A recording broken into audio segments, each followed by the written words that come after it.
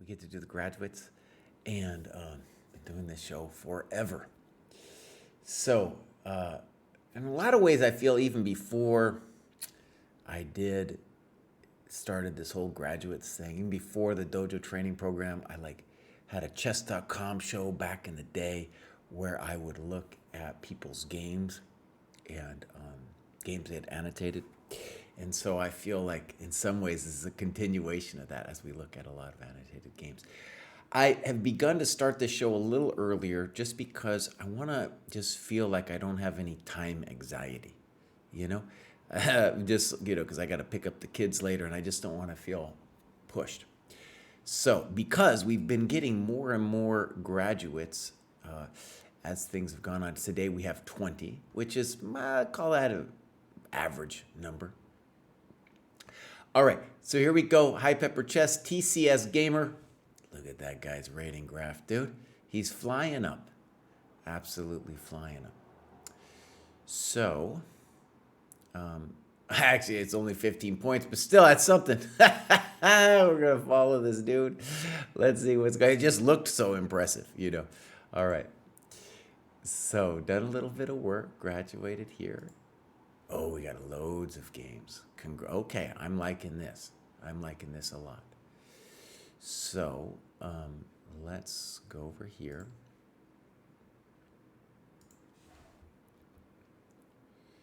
Just following principles. That's what I want to hear. Boom, boom, check to the miserable king. Okay, this is not terrible. And what I want you to see about this is that provoking c3 is a good thing for white. Not only does it help control d4, but when the pawn goes to c3, now your knight doesn't have access to these squares, right? Okay, boom. Superficial, right? Superficial. Now, one thing here I want to stress is it's always bad to move a developed piece twice, and it's especially bad if you can just castle. So your annotation, absolutely correct, dude. Just castle. You don't even have to worry about it. Boom, boom. Terrible move. Now, let me just tell you what the potential drama is here. The drama is ED, knight takes, and now either knight f7 followed by queen f3, or the far more basic queen f3, after which white has a nice game. Okay? I guess you're going to have to do that, for example, and nobody likes to see this, just an ugly position. All right? Okay. So, correct. Your annotation's absolutely correct that you should castle. That, however, it's important to say that's a terrible move, because not only now does the knight have no purpose on g5, but because the pawn is on c3, our queen is basically developed here on d5. And dude's got a castle pronto. That better come pronto. Big mistake. Again, what is it really doing? Not developing. Thank you very much. That's a mistake. Check to the miserable king. All right, now we just need a good move. That has to be a good one. Now we're going to trade. Thank you very much. And now bishop g4 looks like a fine move. Now you're just killing him. Boom. There we go, son. Now, this does make me nervous. Knight takes d4. It's on principle, it's correct. The easier way to play this position would just be to go taco. Now, let me give a little speech. I'm doing this book now for the dojo, how to annotate your games. And one thing I really want to stress that's interesting is as you go up, this is just something I've noticed doing this graduate show forever. As you go up the cohorts, you will see more and more variations. And variations are usually tactical, right? It's a sequence, and then it ends with some kind of evaluation. Sometimes that's a small advantage, sometimes it's winning. And we what happens is the players of the lower variations, lower cohorts aren't doing many variations, as in here. This is a good annotation, but there's not that many variations.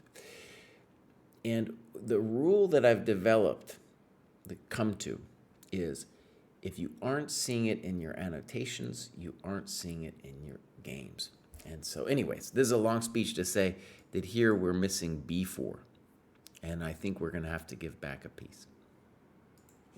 King e1, I agree that's terrible. Check to the miserable king. Thank you very much. Okay. You should say why it's not optimal, and the reason is you're allowing this kind of business. But that's just check to the miserable king. That's tasty. That's not doing anything. Okay.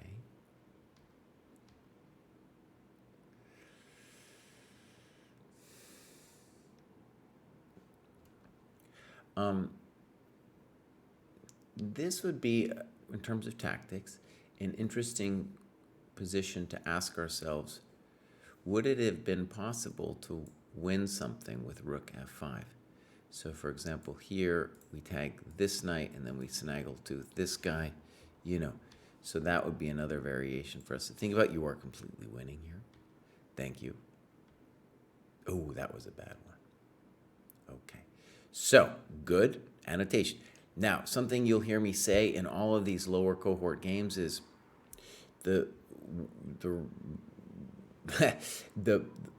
how can you speak, Kraai? The games turn on people losing stuff, right? So I'm really happy we have a lot of people being more sensitive about time, but here it really is the task of keeping our pieces nailed down and avoiding mistakes like that.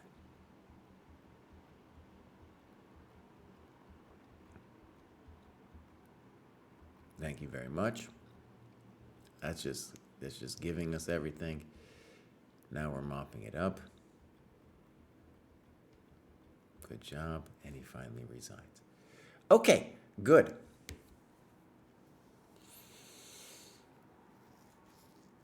Kershaw's goat. Thank you for saying something. Yeah. Okay, good. Let's go back.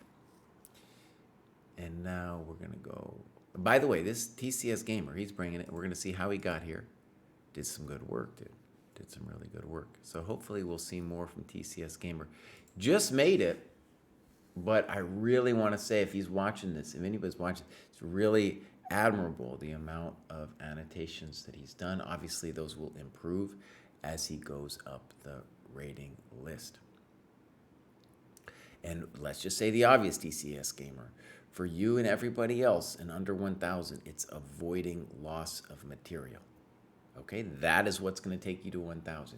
After that, we can get more fancy, right? But right now, it's you hanging stuff. And I definitely want to recommend for anyone here doing this, we go games and analysis, that we want to do these blunder games in here. See, it says you did 2. Do more of those, dude. Those will help you just keep your pieces nailed down. Okay, Sombrero, dude, good to see you. It's been a long time. Sombrero's been with us since the very, very beginning. I would say even pre-beginning, if you can imagine that. So, here's our graduates. And next up is Nevada. And he mentions David's opening principles, my business about time, and annotating my own games. Great. And here I'm going to pimp myself out. You guys can help me out in this regard here. So, I was nominated.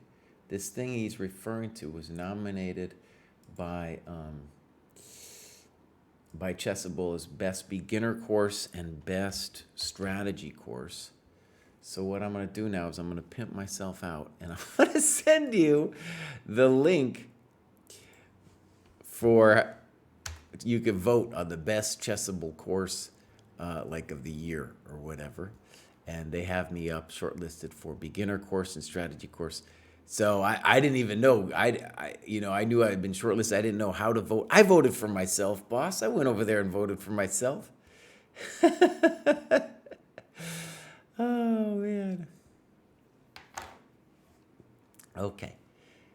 So let's look at Nevada. Okay, good. Good rating graph. Gained a lot of points. All right, we'll follow Nevada activity. We're going to go back one. Nice, good macro distribution. Let's see what they did with the tactics. Good. Great. And now we're going to look at the games. And this is Nevada right here. Now, I'm not 100%, but I feel like this going mental, I'm almost 100%, is also in the dojo. So one of the cool things about the dojo, right, is we have players playing games with each other, and it's really cool for a variety of reasons. One, maybe the biggest is just like the likelihood you're facing a cheater is so much less than on, oh dude, ChessCom and Lichess, they're just littered with cheaters. Number two, though, you get some maybe longer games. At this level, it's very hard to find a longer game on ChessCom. And also, number three is you have basically you're not going to do a postmortem with some random person on the internet, but you will have a chance to do a discussion with your opponent if you're playing on the dojo. Okay, so thank you, Abdul. The best new author too. Thank you. I forgot that there was that third category. So bishop f4, knight c6, e3. Fine. Fine. And then this is weak, bishop f3. Not only the most important reason why is not because he's giving you the bishop, it's because he's developing your queen. Knight b4 goes for the cheap trick. Now, what I want to say about this cheap trick is queen d1 is fine, but on a principled level, okay, I'd rather see knight a3 because that develops a piece. Your queen is already developed where it is. Kick him away. All right. Fine. Okay. Now, why am I a little prejudiced? Because you're losing time with this bishop g3. Bishop takes g3 is a mistake because then he's giving you time because now your rook is a thing. Uh-oh. Now, e5. Why is it controversial? Because it's giving you time, right? So, let's call this the crisis point of the game, and now would be a time to maybe do some variations, because I'm sure you thought about some stuff. It's not super simple to understand what's going on.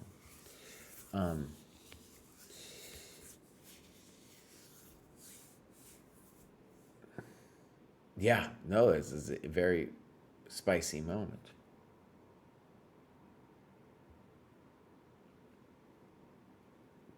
And I'm not even 100% sure what to do here either. When we do this, notice what happens is you end up losing time because you're terrified of your pawn, right? So you lost time in that exchange. And you lost time, big time. There's a great story on the Discord of somebody who was in a situation like this, and it was murky and everything, and they were just like, Kraai says to not give away 1,000 tempi. So your reaction to trying to avoid losing the pawn was to give 1,000 tempi. And dude was just like, I'm just going to give it. You know? I'm just going to give the tempi. Fine. And I think that would be a better option here. One example is castles. And if they take everything, first of all, it costs them another tempo. We're going to start checking them, right? I have some misgivings with castles. You could also play knight c3. In any case, what we don't want is we don't want to lose 1,000 tempi. Notice when you played CD, you gave him this tempo here. Bishop f1. And now black should maybe not let you trade queens because your king now will not be castled anytime soon. But he does. And now you hang the piece. Now, let me say it again. At this level, it is not. What's going to kill you is not, I repeat, not going to be all that fancy schmancy stuff I said about time. No, it's this kind of mistake. Missing it. Trusting you too. I want to do a YouTube video about trusting your opponent. Because it's like he's trusting you that you didn't just blunder the piece, and he's just like, well, I'll reactively move my knight. Pepper Jets, thank you for voting. I see dojo people, I vote. That's what we want to have. I am having a trauma when I see both of the Ragos in London because of your opening stream. I'm sorry, man. I'm sorry. Okay. Okay. Good move. Oh, very smart move. Okay. Good. Now, notice one of the things you're going to see at this level is they're going to kind of make superficial threats. And this is an example of it. Now, when you say rook d8, you're saying, right, okay, good. So clear mistake, and this is an example of tactics in our game, because I don't see a way out for dude after rook b2. I really don't. So that's a mistake. Good, well noted. Thank you for the pawn. Coming back. Okay. Now, what I don't like about this move, okay, is that what you do is you invite the rook to the active 7th rank. That's where rooks want to go. 7th rank just means from his side of the board. That's a 7th, and for us it would be this one, okay?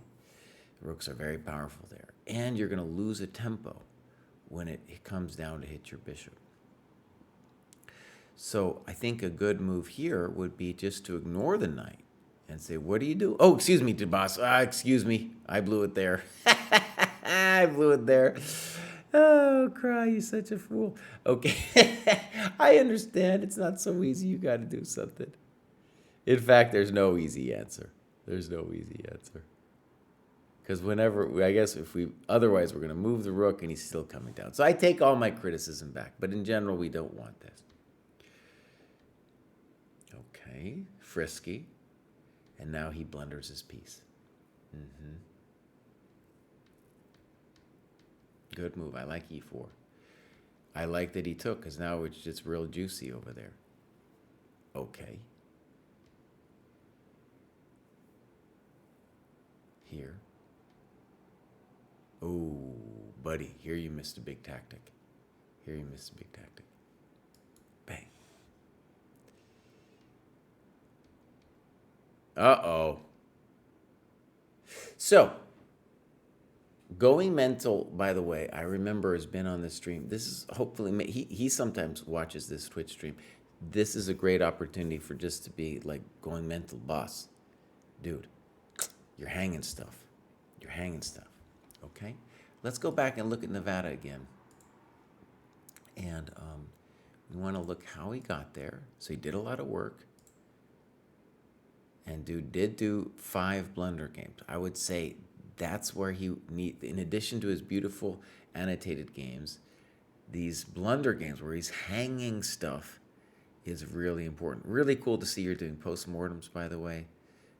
Everything's looking good. Everything's looking good. And then we go back to cohort. Has been doing tactics. Good. Yeah. And you did all the maiden ones. Probably in the next cohort, you'll be introduced to the maiden twos. The mates are really good for square visualization, board visualization, and that will help you not drop stuff because you'll just be more aware of what is attacking what. Okay, so see you guys, I like this when I have a little bit more time. I can go through each person. I don't feel rushed, you know. All right. Pepper Chess, thank you, Vows. Thank you for gifting. Yeah. So, next up we have Nashikhan, who has graduated a bunch of times already. Played almost no chess for 3 months after last graduation, but came back 2 weeks ago and focusing hard on annotating my games and practicing the master study games of the board, won 8 of 11 to reach back to the next level. So useful. Great. Okay. Dude's doing some work. American lawyer in London trying to not be terrible at chess. There we go. So it looks like maybe they got there and then dropped down or something, because they haven't, yeah. You hit the graduation button and then boom, fell back down. Their lead chess is way stronger. All right, this is great gains, obviously, though. Great game. Looks like that was their break that they took, and then boom, they shot up. Okay, activity. Let's look how they got there. That's some really good work. Now, let me just say, I say this on every stream, when you're looking at the under 1,000 cohorts, you will often see people graduating with like 11 hours of work or 50 points. The higher you get, the more hours are just going to come into that, It's just more competitive, Just want to put it out there. Okay, tactics. That's looking good. I got to meet this guy, everyone's first chess workbook guy in Charlotte. He runs the club there. Games and analysis. Let's click on that. We got a little bit of blunder games, 2 of them. We'll see. I'll make my recommendation of what you should really focus on after I look at some of your games. And by the way, me just looking at a game, I might say, you should concentrate on this and that. But just trusting the program, you're going to be fine. You will be fine. Okay, here we got Nashikan. By the way, just optically, this looks good. Now, one thing I want to point out that I said in this book, the rule I developed in this book, How to Analyze Your Games, and that I really see play out every time I go through this graduates list. I start at the bottom, I go up, is that the people in the lower cohorts generally can be very eloquent in writing about the game as they experienced it. What they don't have is variations. So here, for example, we're going to see there's basically no variations. And the rule that I developed is if you aren't seeing it in your analysis, you aren't seeing it in your games. And in general, right, under 1,000 cohorts, you're not going to have too many people even able to do variations during the game, though that, of course, should be your goal when you're looking at your games, and in particular, little tactical sequences where somebody's winning a piece or a pawn or whatever. Okay. I guarantee you, it's nothing to do with the openings, Nashikan. Here we go. Okay. And here, fine. I like what you do. Notice that by pushing the pawn all those thousands of times, black is now down in time. I don't like this move because the knight is blocking the bishop and the d pawn. All right. Correct. I like your business. You're moving the developed piece twice, just making a simple threat. Black gets to defend against the threat and develop at the same time. I also don't really like that one. Here he could have really asked questions with knight d4. Notice, instead of playing knight d4, the guy's like, oh, I'll defend, my sad little pawn.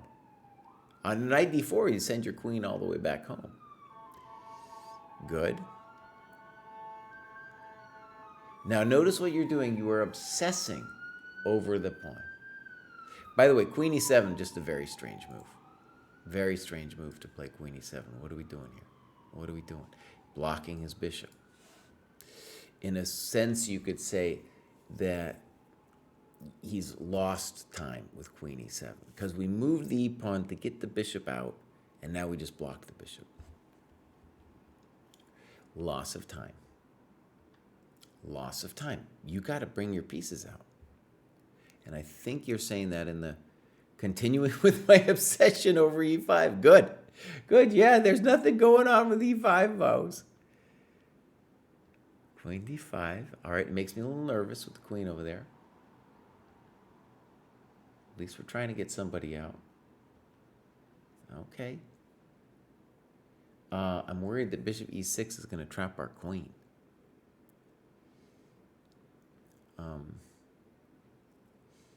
And I think whether we play bishop b2 or whatever, it's bishop e6 is still going to trap our queen. So that was the big chance, right? Am I dreaming this, or that looks like a queen trap, right? Goodbye, Miss Queenie. Again, these are the variations you want to try to find in the postmortem. Okay.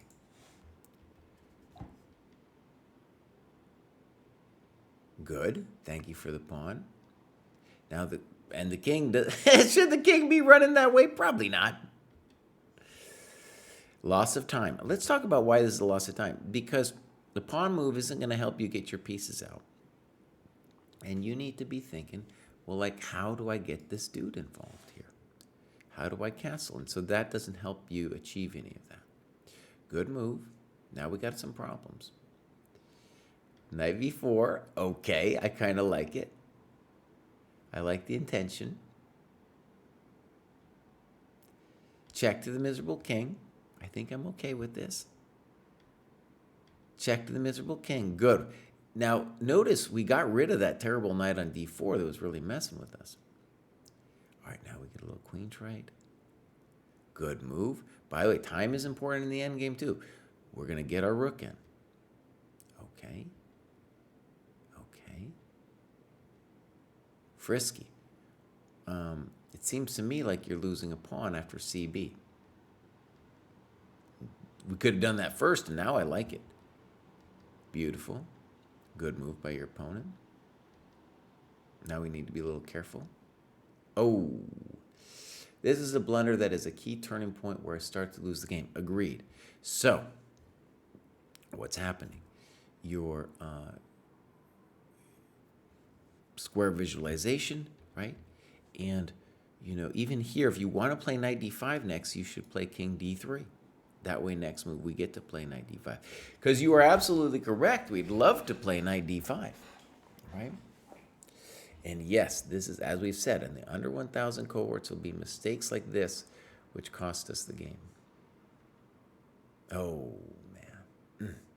man. Okay, so there it is. Well, Nashika, I think it's clear that what some of the problems are here. And I just want to point out you're doing great. The one that is holding you back, okay, is the tactical stuff. But it's great that you are thinking about time as you are here, right? The whole thing where you realize you're just totally obsessed with the e-pawn.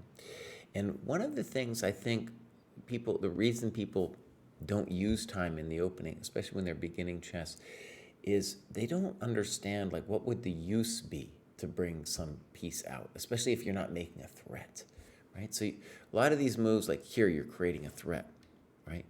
Here, you think you're creating a threat against b7, right?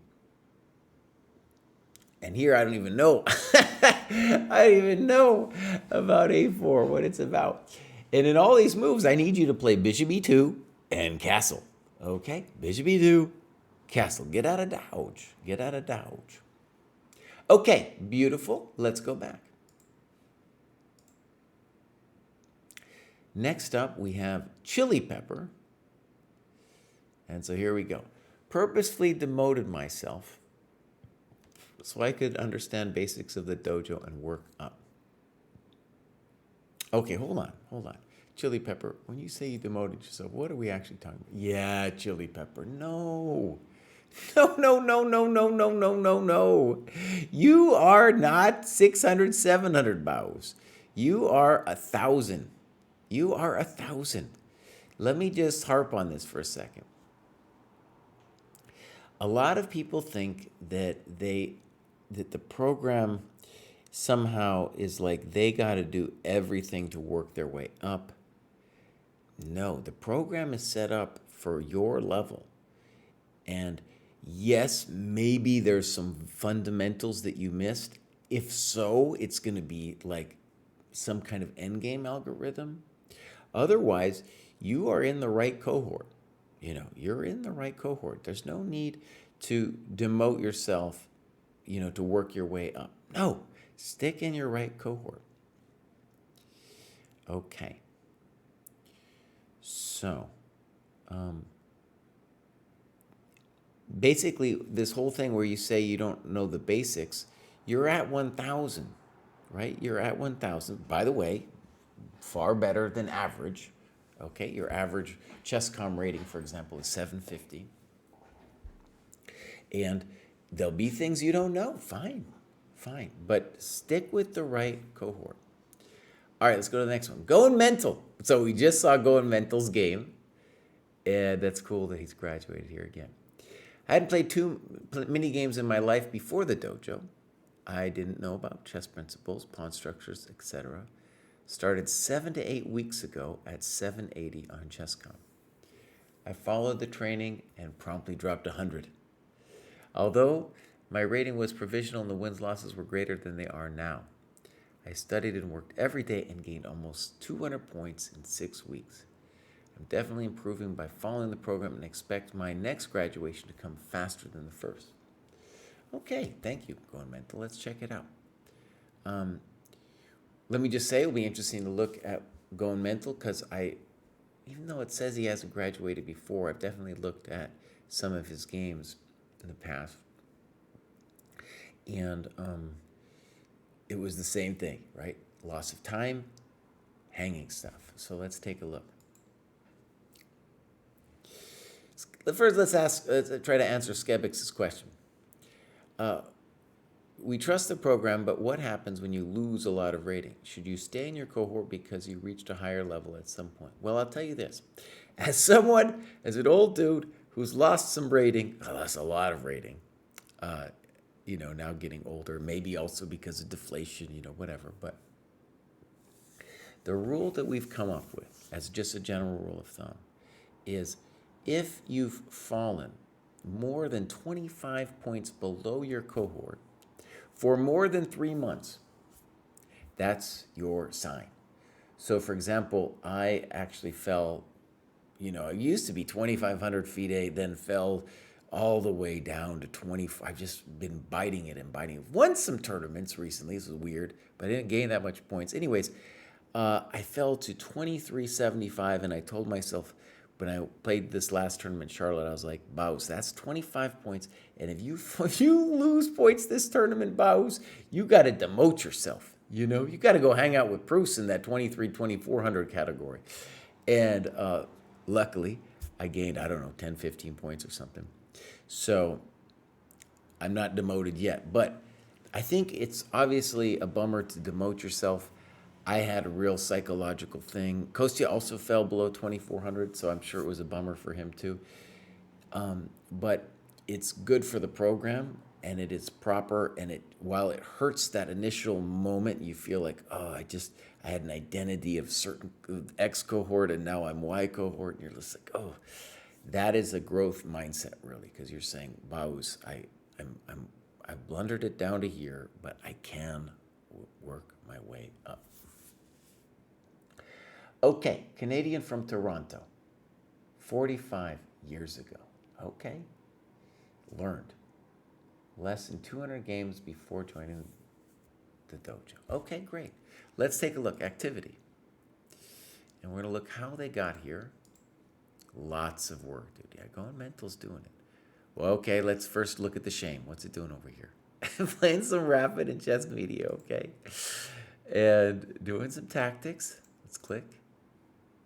Good. And doing some games. Good. Probably we need a blunder game. We might need some more blunder games because we already know that Going Mental's main struggle is hanging stuff. We saw that in the previous game. All right, so we got a game. It'd be nice to have more games too. Here we go.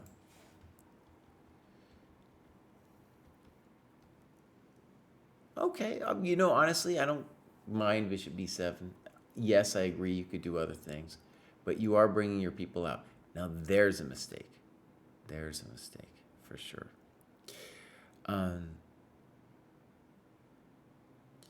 and white misses the fork. So one thing I want you to see about time, losing time, is that it's often, generally the case, that when you lose time is when you will suffer some kind of positional calamity, or tactical calamity, right? So a good thing for us to do here would be to ask,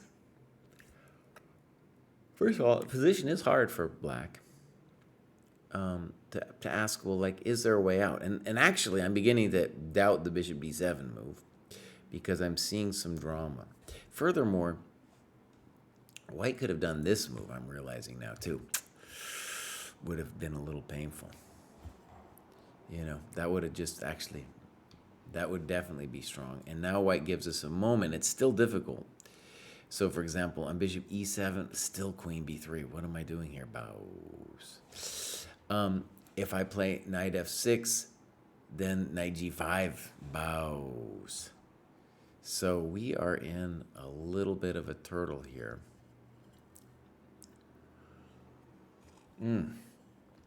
Yeah. Now, let's talk variations for a second. By the way, I always want to stress, this thing where you moved your bishop twice, I'm certain you saw some of the things that I did, and you didn't like it, and then you decided on that.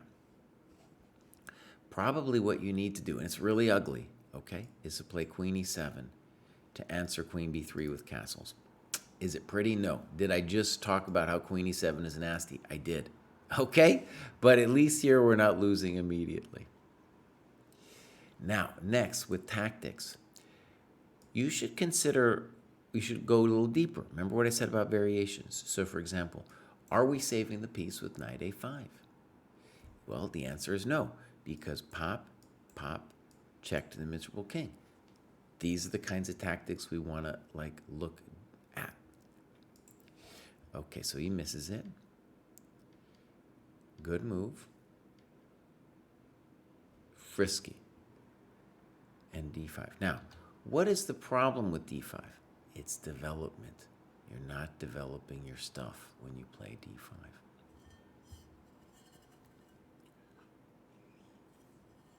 Now, we are in a little bit of a mess here, it's true.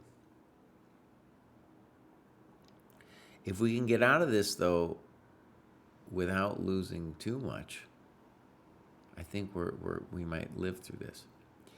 I think a good first move is ed. That's a good first move. If queen e6, we'll play queen e7. If queen b7, we can take. Right? And if cd, the most natural move, I think now is a good time to play queen d7. Answering queen b7 with rook b8, and we have a tag on this pawn. We're doing okay. So again, when you lose time, that's when you're going to most often face a tactical punishment. Right? Okay, queen b7 looks good. He takes. And now you should take with the queen. I liked here. I like your taking with the queen. I think that's great. Why? Because your queen is developed. Oh, and now you play knight a5. I wanted you to play rook b8, bows. Now, first of all, is this situation very spicy? Yes, it is. But it's also a little spicy for white because I'm about to land this bad boy on b2.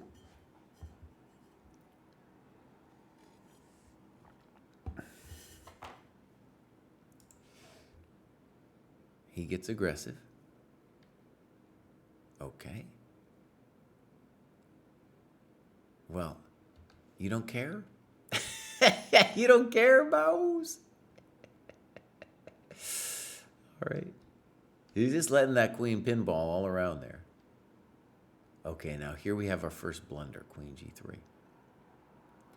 Got to be a blunder because of ed here with a beautiful attack on the queen. What did white need to do? He needed to develop his stuff. That's what they needed to do, or DE. So knight h5 mistake. Nota bene, we're losing time. He should probably just take that. Oh, baby. What did we say? We said tactics. Hanging stuff. Tactics is how the game is going to be decided. And then you nearly missed it. Good. Good. That's great to say it in the annotations. Let's see your technique now. Oh, I like this technique. I like this technique. Oh, I like this technique. There we go, buddy. White's blunder was definitely pivotal. Now, in general, I always want to stress, you will see that your opponents will make this level of blunder for, your next part of your journey. It's there in every game. Okay? Okay, beautiful. Let's go mental. Yeah. Cool. I'm pumped that these, so far, these graduates are looking real good.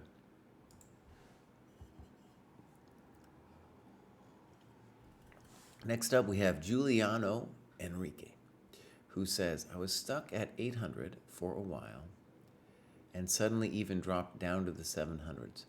When I started doing the dojo training program, I decided I was going to stick with it no matter what. Nice. Even though my ChessCom ELO is just 861. I feel a lot more confident playing after doing half of the training of the 500 to 600 cohort. I recently played OTB with the 1800s, and I can even say I put up a strong fight. Okay, good. Let's check out what's going on. It's a little bit, this might be a case of somebody demoting themselves, but it seems correct. So, they've gone, he's done great. Gone up 57 points. That's what we're looking for. Let's see. All right, good. Dude's been doing a lot of tactics. Let's go back one to see how they got here. Oh, he's doing all kinds of stuff. See some tactics. Good. Let's see the games. Got some blunder games. Good. Now let's see if we got one. We do. All right. So, yeah. By the way, let me just stress a thing you hear me say on the show all the time. One of the reasons, there's two reasons not to study openings at this level. And I know people do it anyway, but they don't listen to me. But here we go. One, your opponents are going to do weird stuff like this, and you're just going to want to play chess. Two, you lose the opportunity when you study openings to just think about what the principled moves here are, right? And I like this move. That's a principled move. Is that a principled move? No. All right, E3, G5, tactical mistake. This is where the game is decided. Thank you very much. Thank you very much. Thank you very much. They say in that movie, Searching for Bobby Fischer, they're like, Josh, don't move out the queen early. And that's exactly what Black is doing here. I don't think this is a greedy move. You're attacking something. That knight's got to do, I don't know. That's a good move. Ooh. And now you take your free piece. Good. Good. And I admire the courage, too, because, you're like, well, that's a free piece. I want to take it. Absolutely. Good move. Good move. And then thank you very much. So what are we seeing? It's a yard sale. That's how you beat these people. Take their material, trade everything down, and mate with a rook or a queen.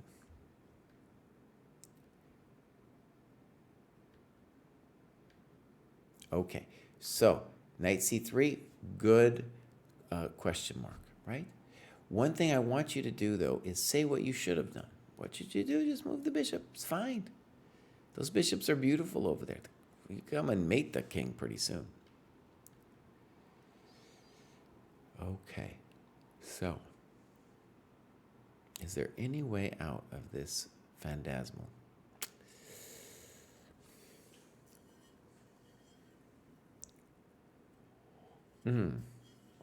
So here's a great moment for us to think about how would you save the piece?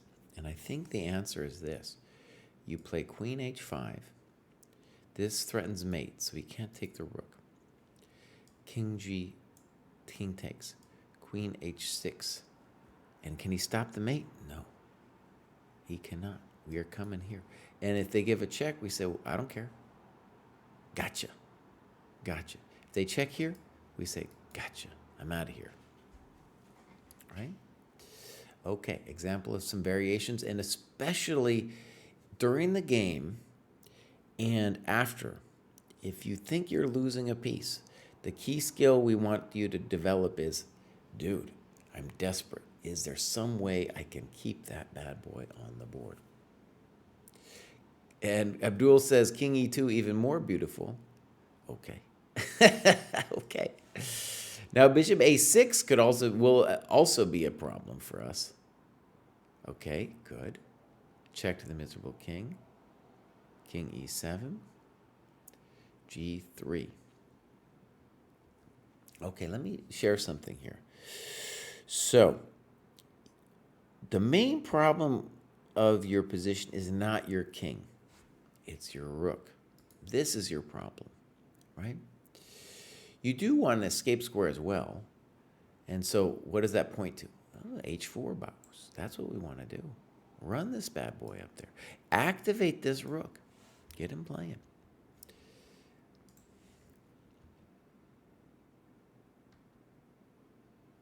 Now he gets a check to the miserable king.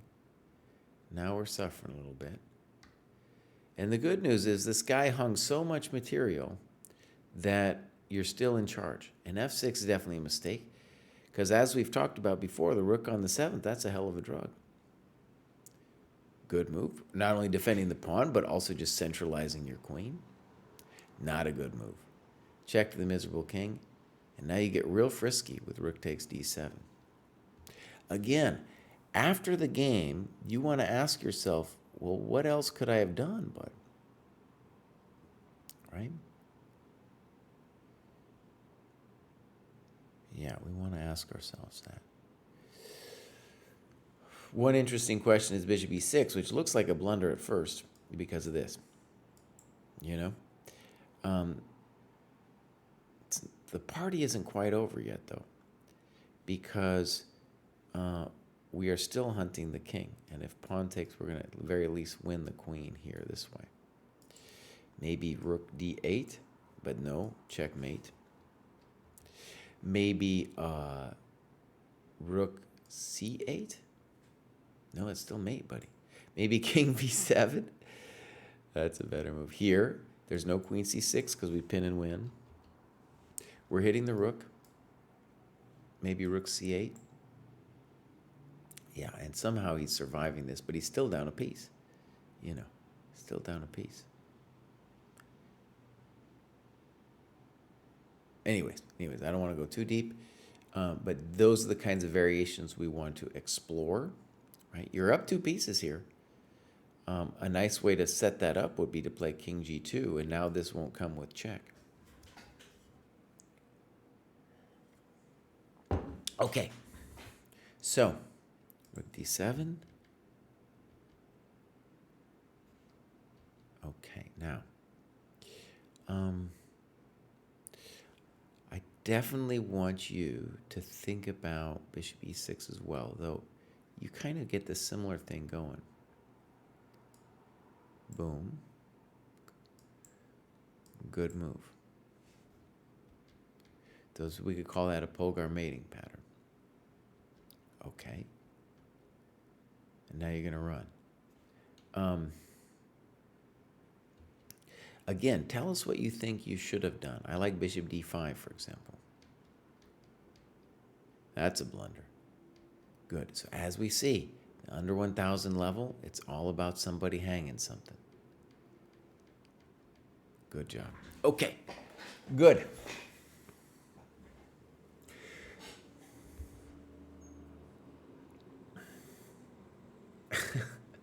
Maybe listen to this song. Logozar's message got deleted. Johnson, you're fired. Let's listen Why? to this song. It's not you. It's your shirt. This better be a It's good Casual song. Friday. The Book of Oh, you've Mormon. taken it. In this part of Africa, we all have a say.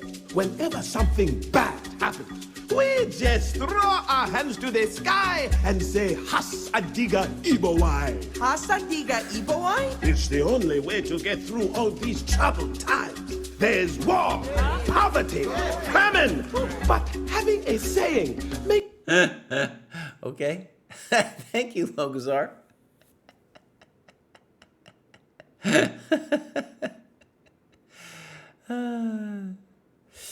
Okay. that was a good dramatic interlude.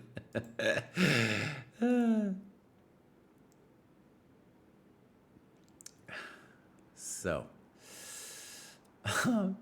next up we have,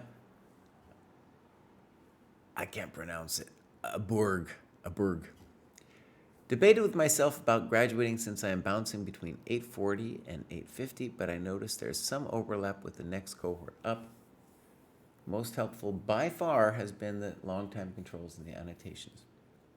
I find myself annotating games in my head as I'm playing them and really thinking about what my opponent is trying to accomplish. Great. Learning more and more that if we prevent our opponents from executing their plans, that's right. Okay. Don't use the computer, buddy. That's right. Okay, here we go. So, 600, beautiful, beautiful little rating graph. We're going to follow a Burg here. Take a look at the activity. We'll see how they got here. Oh, it's looking good. Yeah. Let's click around a little bit. Okay, good. Some end games, right? Okay, good. Let's take a look at, did I click on this already? Yeah, he's got it all, blunder games and all. Okay. We got a couple games. Okay, I'm gonna do this one because it looks like maybe it's an over the board game. Oh, but there's Going Mental. Going Mental's all over the place, man. He's everywhere.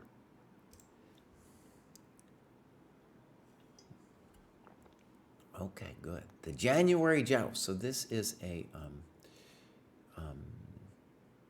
over the board game. Oh, and look, there might be times here. Let me just show you guys something amazing. Oh, it doesn't share. Well, I'll show it on a different game, but Jack has, if you put in your times, you will now get a graph, and we are the only software website that allows you to do this. Okay, that's fine. Good move. A3. Or just maybe bishop takes C6. Okay.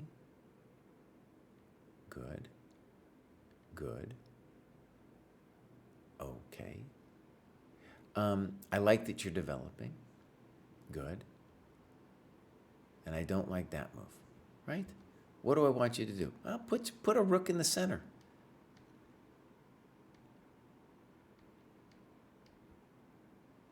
Notice this doesn't develop anything for you. And now you lost a pawn.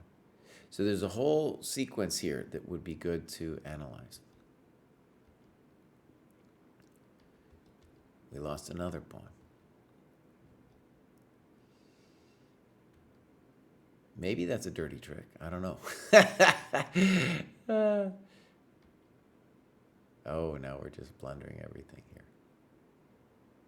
But you can't play bishop takes c3 bows. Oh, you could, you're saying. You're saying you could play bishop c3. Well, maybe. Nice move, actually. Very nice move.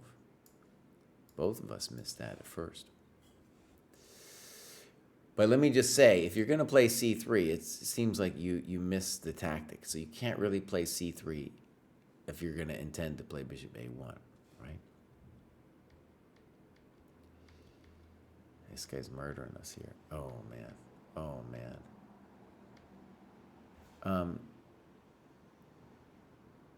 This is fine, what he does. Queen d1 is a little bit more convincing. Okay, so let's talk about this.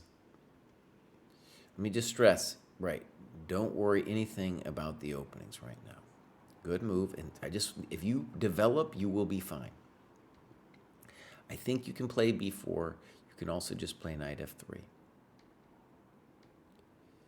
And now if you want to save, if you want to just win the pawn, then bishop takes c6. But you're still okay here.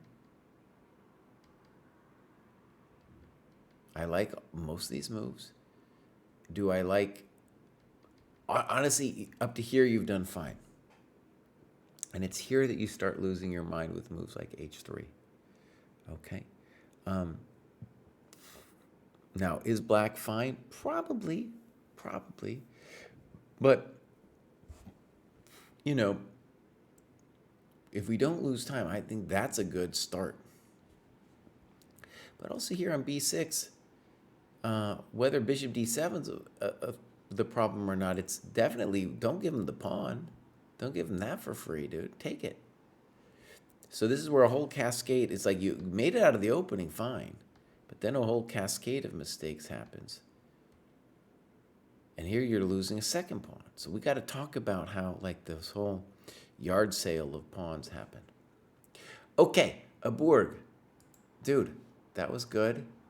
And I can, we'll see, you know, that was a pretty quick 13 points in here. So, you know, it'll be a good struggle for you to get to 600, 700. All the things that I talked about in the other players in the under 1,000 cohort are definitely applying to you as well, right? Okay, newsfeed.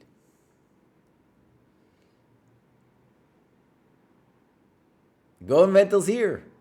Yeah, we looked earlier at your business, but yeah, you can always go back. I started maybe a little earlier. I was just worried. I just wanted to have time to do everybody.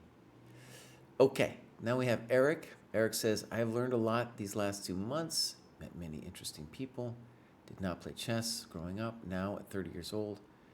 Cool. To dedicate more time to the community and great players/persons on this site because I've learned a lot just by talking with them. Okay, beautiful. Eric, chess student. Okay, we're going to follow Eric. Dude is up to 723. And we got, let's see if there's any other ones. Custom. Activity. Dude is doing a lot of tactics. Let's see how he got here, though. Yeah. Good. That's a good macro distribution. We'll click the tactics. And we'll click this one. That's also pretty good distribution. Okay, so that all looks great. Let's click on a game. I'm just seeing if it looks like maybe the one was an OTB, but I'll click on the first one then.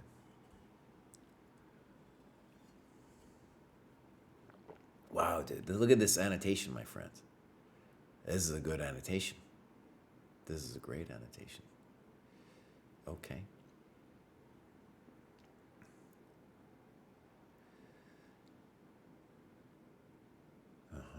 Just reading his takeaways. All right, here we go. A little weird, but okay. Also a little weird. Also a little weird.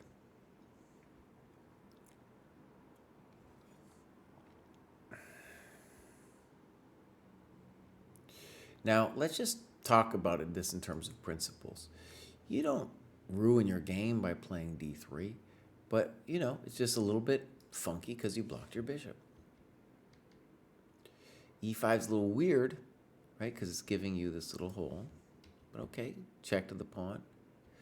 c3, definitely weird. What do I want you to do? I don't want you to play some weird stuff with c4. I want you to move one of these pieces out.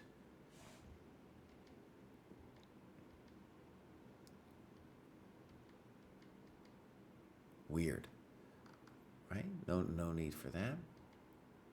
Also weird.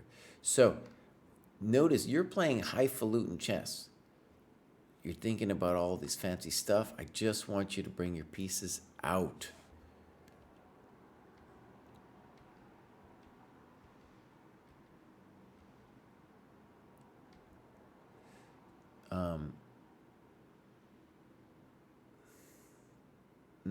Okay, and now actually, let's talk about it. You did spend 1,000 tempi getting that knight there.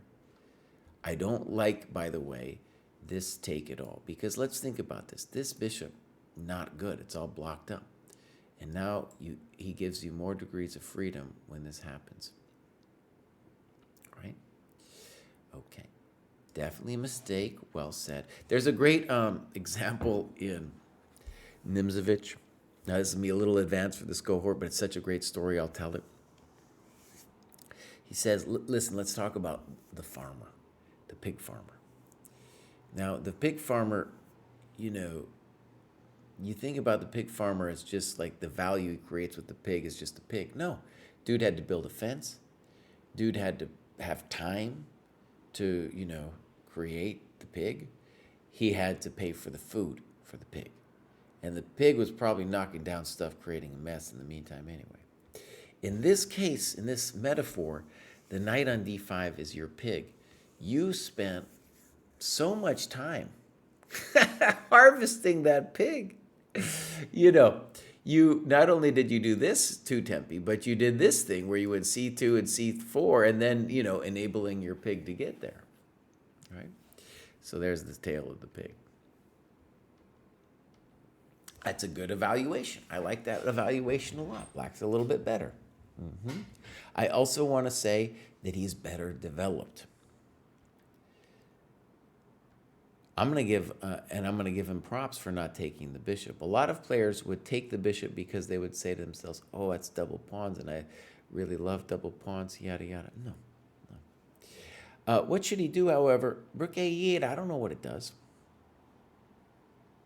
And it is a little bit of a challenge to know exactly how black should create some kind of drama. I like the idea of rook b8 and b5. Frisky. Looks like we're losing a pawn.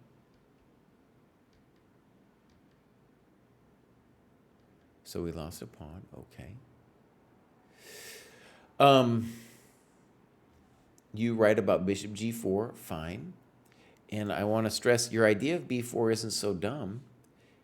If you play rook b1 followed by b4, what we can say is that you're developing your rook, right? You're getting the rook active in some way.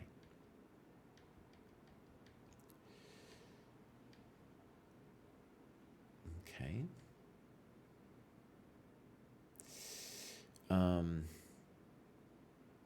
You're in trouble. You're in trouble, That's frisky. I like that. I like that. That shows inventiveness. Okay, I like that a lot.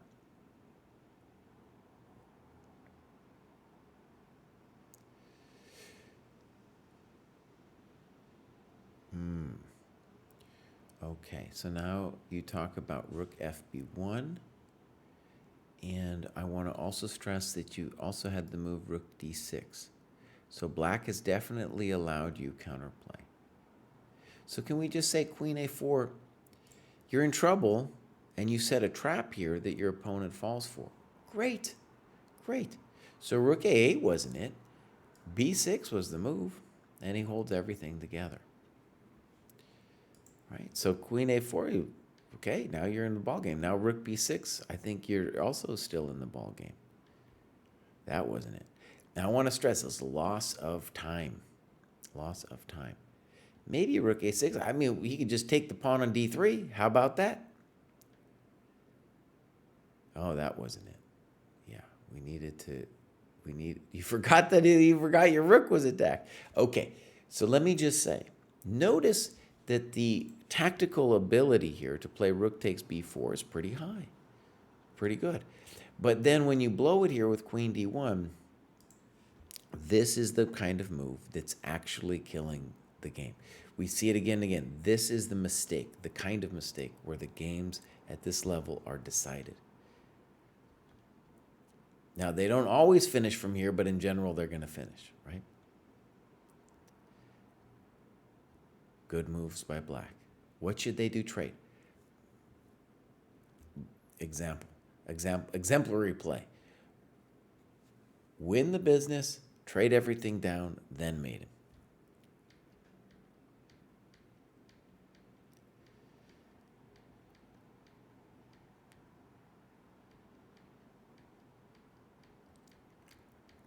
Oh, he loves dancing around with that knight.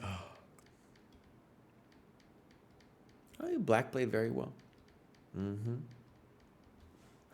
Okay, good. Eric, chess student, man. Yeah, you can see that. I want you to see that your struggles are similar to those around you in the cohort. And it's the tactical blunder like that which ultimately costs you the game. Also, you're overthinking the opening. Just bring your people out. Don't do weird stuff, man. Don't even think about doing weird stuff, right? Even in your variations, I see you mentioning weird stuff. Don't do weird stuff. Just bring out your dudes. Just bring them out. Okay, here we go. So, now their opponent has their own pick on d4. That's right. So, next up, we got Trojan horse for sale. Let's see what's going on here. Trojan horse for sale does. I think they just started. They just started. Okay, so just joining the dojo. I'm gonna say it's not an actual graduation. Okay, and now we have Maurice. Recently joined the dojo, but really liking the structure of pro training so far. Looking forward what progression the future will bring. Beautiful. And now we are our first graduate who has gone beyond the 1,000 barrier here. I don't know why I thought it was so funny at the beginning of the dojo to call it Plato's Cave, below 1,000. I don't know. I don't even know if it's a proper metaphor, but you're kind of, after 1,000, you get to think, I feel like, right, you've earned the right to start thinking about more complex things. And it's not just earning, but like until we master material, thinking about other stuff isn't what's going to make our improvement. We can do it. And, there's a variety of things in this, in the study program below 1,000 that will be not just about, not hanging stuff, but that will be the thing that's holding your improvement back, is hanging stuff. Whereas after 1,000, it gets a little bit more nuanced. So that's what I meant by the metaphor of being in Plato's cave. All right, here we go. So, boom. We're going to go back one. They've already done a bunch of work here. Good. That's a pretty good breakdown, man. And got some end games, some tactics. Really cool to see. Right around this time is when people start doing the mates in 2. Did the mates in 1. Great. Survival. And what do we got? Some puzzle rush. Great. So, that looks all great. Let's take a look at the games here. We got one. This is Maurice. Before I usually played 15-10, so this is a longer format. Ooh, and I think this might be a case where we can finally show Jack's graph. Let's see if it works. Oh, it doesn't work because they didn't. What they did is they just have the first times. They don't have all the times. At least we'll double check that in a second. So this is 30 minutes plus 30. Great. Okay. Fine. Fine.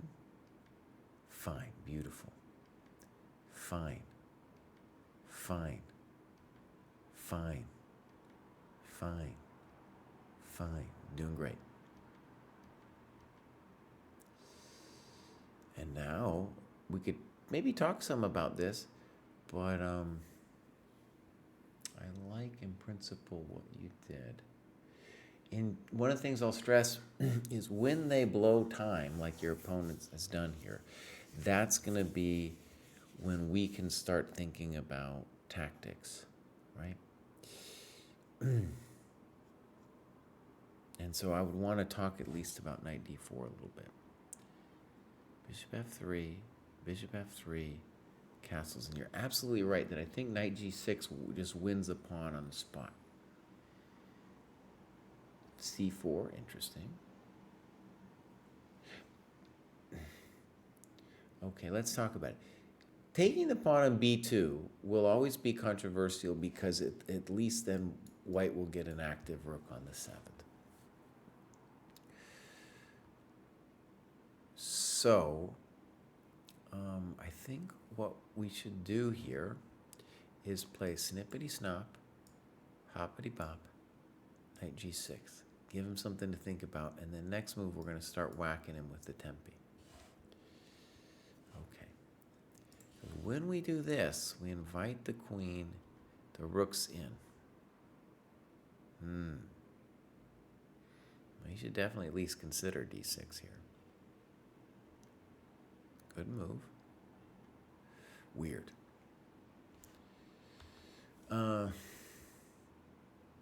But maybe you're right. Maybe it's the only move. It's a sad business, though. Okay, good. You're controlling the game here. Good. Oh, 95. So as we said, it's the tactics that are killing us. And you, by the way, when you make a mistake, you should write what you should have done. And I love your variation, knight g6. Absolutely. Okay. Let's say something obvious. Knight takes e5 was a blunder, right? Of course, you should play rook takes e7. You should say something like that. You should say knight e5 question mark, right? Rook e7, correct. Now you're back on top.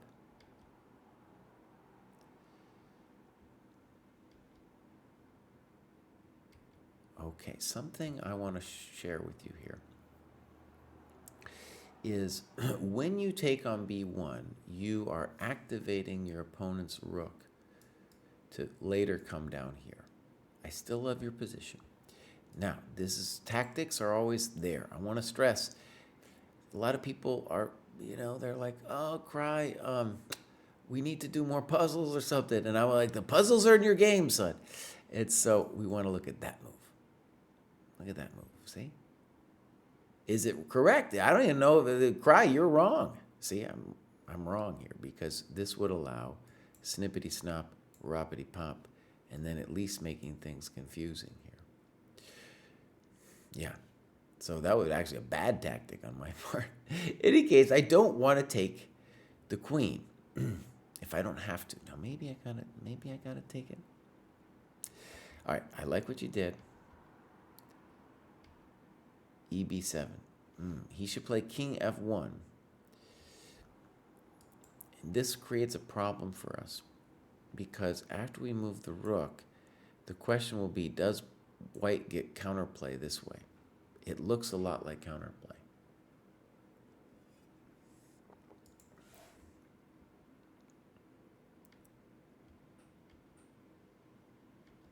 Okay, so now we have a technically winning endgame. I like rook a2 a lot more. Notice, the rook isn't there just to defend the pawn, but you are cutting the white king's activity. Weird. What do you need to do in this position? You need to push the pawn, bud.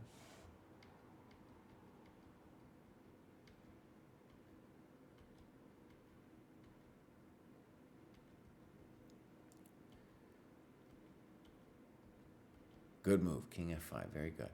Check the invisible king, good. Okay.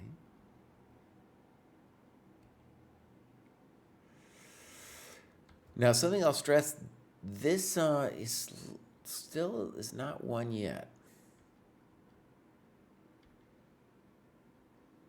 Good move. Good move by your opponent. Good move. Good move. And now, okay, fine. Check the invisible king. Good. King g2, baby. Now it's all gone. Yeah. Welcome to the dojo. Okay, well done. Well done. So, there was some piece dropping, right? And now we are above 1,000, but the piece dropping is still going to be affecting us, In general, I drop pieces too still. You'll never totally free yourself, but that is the key skill still now around this level. But as I said, once we get to 1,000, we can start thinking about other things, right? Okay, one of the things too is at 1,200 that we can start thinking a little bit about openings, right? But don't think about openings till then. What openings do you recommend? 18, 1200, 2000 from Mexico. I think that as long as it's a principal move, you're going to be fine, buddy. That's my sense. So, view all.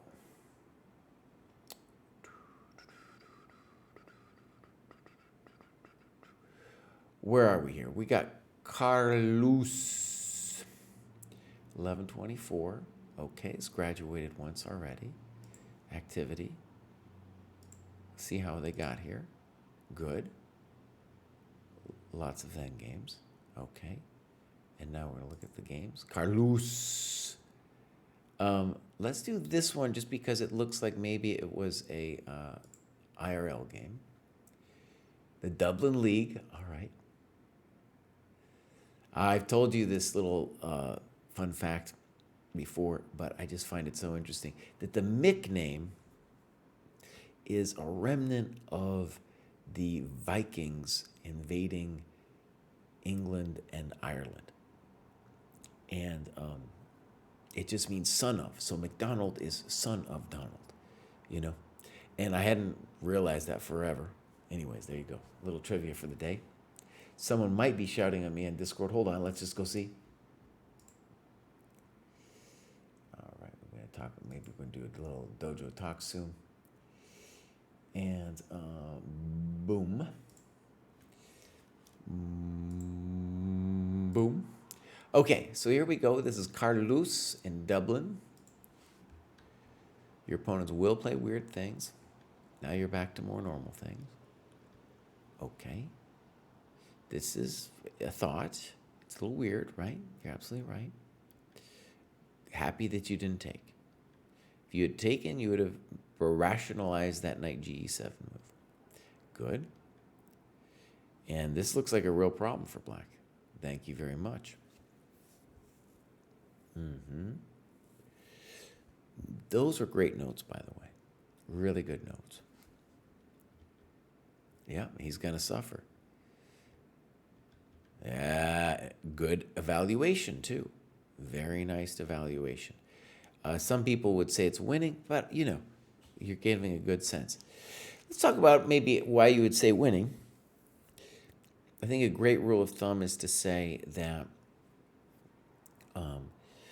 a winning, an advantage, clear advantage like this, was when you're up a full pawn for nothing. Winning would be if you have two advantages, so a pawn and something else.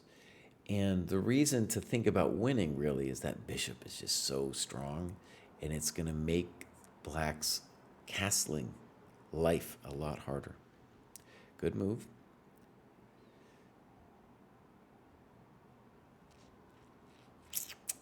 H5, he's not shouldn't be messing around over there. What is wrong with D5, my friends? It's not developing. It's that simple. Okay, what should they do? Bishop G7. That's what they should do. All right, let's see what you did here. D3, I like it a lot. I like it a lot, yeah. Notice that D5 doesn't help black actually develop their stuff. Bishop H6. Now, if you take, the black king can never castle. And, you know, when we talk about advantages, we can say you're up a pawn, and now if you take the bishop, the king will never castle. Never. Then that's your second advantage, and that's when I would say you're winning. Okay. I like just bishop H6, like I said. It is going to be hard / impossible for them to castle this way, too. Okay. Good move. Develop and defend. Thank you. Frisky. Now, let's think about this for a second. Now, maybe we have blown it. True.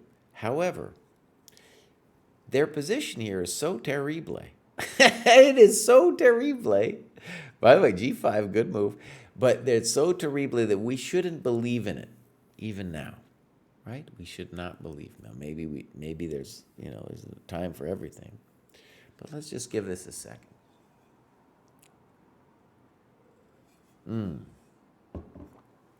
And the other thing, I guess, too, is the guy could have played G5 here as well. So, boom. we needed to play rook f2, so we save our bishop. I fell for it too, by the way. Okay.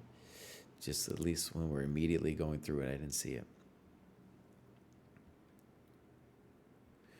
And now this is a mistake because you just gave the tempo back to black. So could you do something here?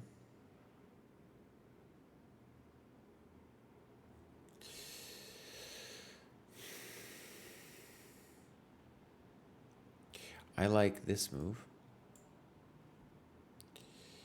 And the point is, if he takes, we are going to strongly consider this move, activating our knight. Queen d5 no lo puedo because of knight f6.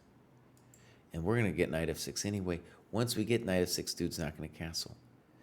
Once we win, we take away that right, we will have a beautiful attack going forward.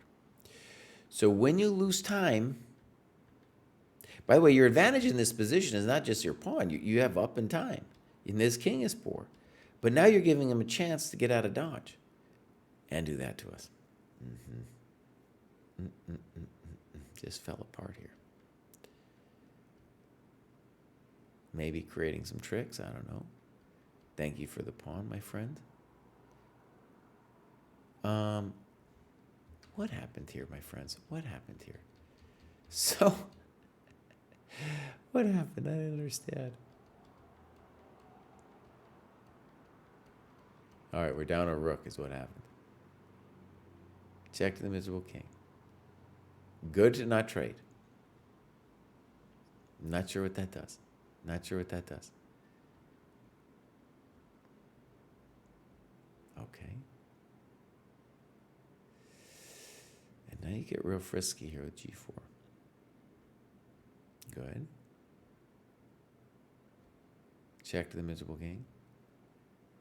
And now he should be able to mate you in a couple moves here. Now what's weird is Queen e7. Queen e7 is very weird. There's some really weird stuff that happens here, my friends. Now let me just stress, it is mate in two, and this is why we do the mating patterns like that. Queen e7, boss. This rook is hanging. This rook is hanging, and then here the rook is still hanging. Oh no, the rook is still hanging. Carl, son of Donald, bows. It's all here, buddy. It's all here. Maybe it's wrong notation. Maybe. But he did play Queen a6. So I don't know. Patrick Power. Now there's a name, my friend. There is a name. Okay. Now in this one, I want you to feel not too bad about missing g5. All right, that happens. What I want you to feel bad about, though, is then after that, there's a collapse. And something actually interesting that happens even in GM level play is like the super strong GMs, when you play them in, you get a nice position against them. They're going to fight. They're going to fight. And so here, when you see you collapse, you gave them back the time, and then you allowed knight f3. That's the one you should feel bad about. The missing g5, that's hard. That can happen to anybody, you know? Okay, Carlos. We wish you luck in Dublin. By the way, I love people. I think a lot of players playing in leagues, it's a great way to get the over-the-board games, you know, especially if you feel like you don't have time to play on the weekends and just one game. Maybe you analyze the game with the person afterwards, you know, beautiful. Next up, we got Rocket X. I'm going to follow Rocket X. Doing some nice improvement. Look at that. And we'll see how they got here. Looks like they kind of joined the dojo, had an instant reward, and doing well. Looks like maybe they don't have some games, though. We'll see.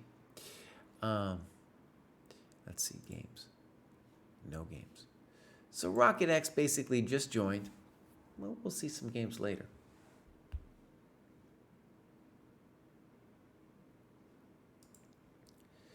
So.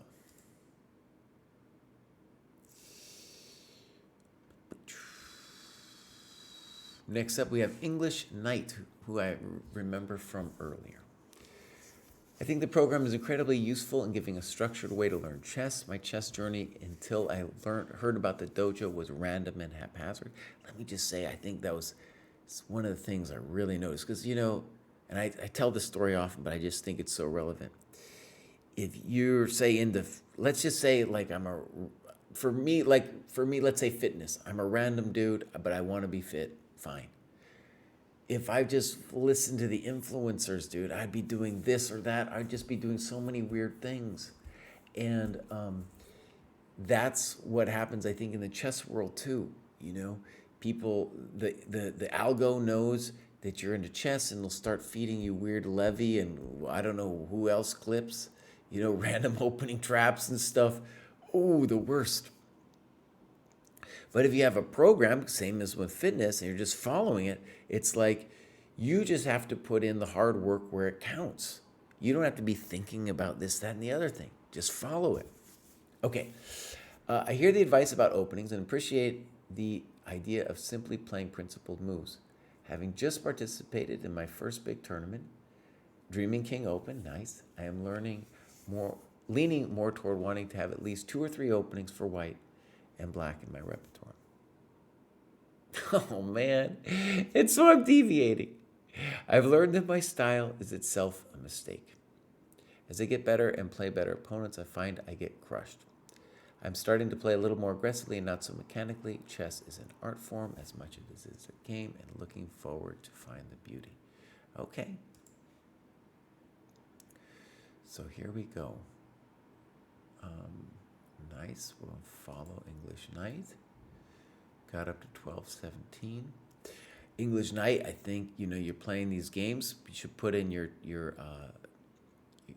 USCF rating. That would be great too, man. Let's take a look. Activity. Uh-oh. Now, is this non-dojo going to be about openings? Okay, hold on. We want to go back one, actually.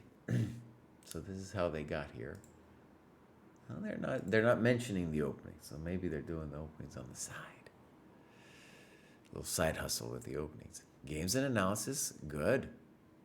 Tactics, and basically nothing else. So I think they're so ashamed of the openings, they're not putting it in there, All right, let's take a look. Again, the dojo framework is at 1200, that's when you should learn an opening against e4. Why? Because that's what most common, but also because with e4, it can become a little concrete. And you just, at that level, you might want to have a little bit more than just the principled moves, okay? But that's it. That's it. All right, here we go. I would love to see if there's one. Oh, against Eric Chess Student. Look at that. This one's more recent, though. Should we do Eric Chess Student just because? Let's go look, Eric Chess Student. So, it's the Open Classical. Nice. They did a postmortem. Beautiful. Right? And we might have clock times. We're going to see it. Oh, there it is, my friend. I just did a video, by the way, about Jack's beautiful game editor. And I really wanted to do it because he finally figured out how to do this clock graph. It's so useful and cool. And I'd been asking ChessSpace, dude, for decades. I was like, you guys have to put this thing in there. And forever, I had been annotating my games with putting in, just in the text notes, what the time was. But obviously then I can't see something like this, and it's really arduous. But now with our game editor, you can put the clock times in, or if you're playing online, you just import it, boom, and the clock times show up immediately. All right, here we go. So,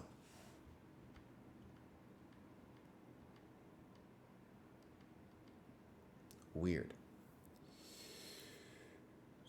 So, let me say that this is a mistake precisely because your move is a genius. So it did not, in fact, derail your development of your light square bishop. Yes, I get you want to do it this way. But in general, you're going to play e6, right? It's going to be a French structure. It doesn't matter if you don't get it out. The question is only, will it be useful? And does it now have a use on d7? Yes, it's talking to this bad boy, and you actually have the tactical threat of knight e5. Good move. Queen d7. Good. Not only do you not hang the pawn, but you are developing the queen. Now, I don't like this move because you're giving away time. What do I want? I want you to take this bad boy and play e6. Good move. By the way, I'm very happy that you played e6 instead of e5. Let's talk about why. e5 maybe is fine, but think about it. You've got a dark square bishop. Let's just make everybody super solid. We'll give him drama with this pawn. It will cost him time. Beautiful. With e5, you're going to have to worry about protecting the pawns. And the main purpose of pawn moves is to get your people out, right? And be solid. Thank you very much. Why is it a mistake? Because they're giving you time. f6. Fine. Good. Good. Good. Weird. So, by the way, when people lose time, it's often the case that they're not doing it just because. It's not because they're like, oh, I don't like listening to Kraai, so I want to lose some time. They have some weird narrative, like here he's worried about knight h4. A bummer for white in this position, though, it's already a little bit hard to know what to do for the guy, you know? Very hard to know exactly what to do because this pawn is such a bummer, you know? Such a bummer. Okay. Weird. You're also playing with phantoms. What's the correct move? Rook a8. He's afraid of b5, also afraid of phantoms. Bows, how come we can't put our rook on the open file? Just put him there. Put him. Weird. And at the minimum, we should consider the variation with queen takes c3 here. Good move. Bad move. He needs to play h3 for sure. Thank you for the pawn. Queen h3. That's a pretty mean looking move. Now, I want to stress that here you might want to consider doing some variations. You're in complete control, right? And so this is a move to look at, and this is a move to look at, hitting this pawn. Good. Right? Good move. Okay, and that's a sad move because we really don't want to have to do it. That doesn't look right. That doesn't look right. Wait, loss of time. Loss of time. Thank you very much. Good move. When they lose time, that's when the yard sale is going to happen. You know? Pure yard sale, just giving everything up. Check to the miserable king. Oh, that's nice. You could have, of course, traded the queens. No one would have blamed you. Well, here, now we're just mating. Check. Check. Check. And we're not mating. Okay, time out. Let's see if you write it here. I didn't see queen g5, king h3, queen g4. Yeah, good. Good. That's Polgar mates. Polgar mates. Now, I want to also say, if you didn't have mate, then I want you to trade the queens, right?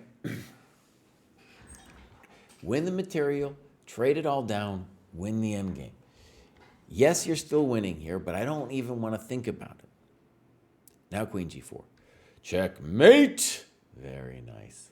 Okay, well done.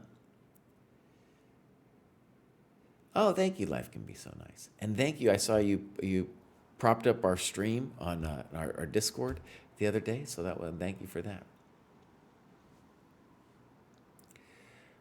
Okay, so one thing I want to just stress that these the clock times here can show us, okay, is this is a game.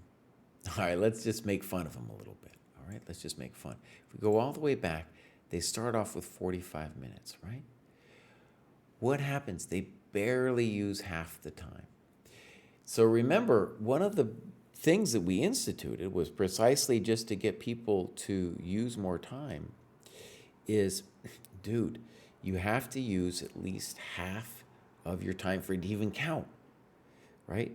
And the idea was that so many people are losing gains because they're not able to sit there.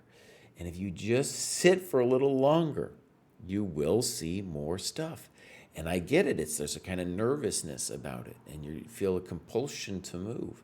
And that's why we're saying, dude, no, you got to slow it down, Bows. You got to slow it down, right? Okay.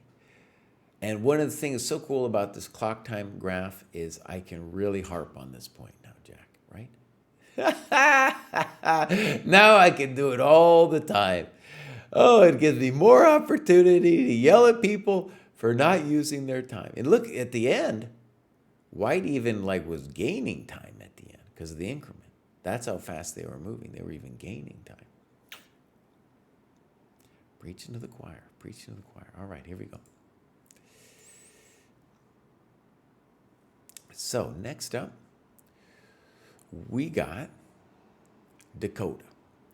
Tactics, slowing down. Great. Let's take a look. We're going to follow Dakota. A little stochastic. It's kind of a crazy graph. And good activity. See how they got here. It looks like, as they said, they're doing a lot of tactics. Let's click it. Mates in 2. Very nice. Very nice. Yeah. So now we're going to look at some games. None. Dakota, we need some games, Bows. We need some games. All right. So, let's go. Well done. Well done.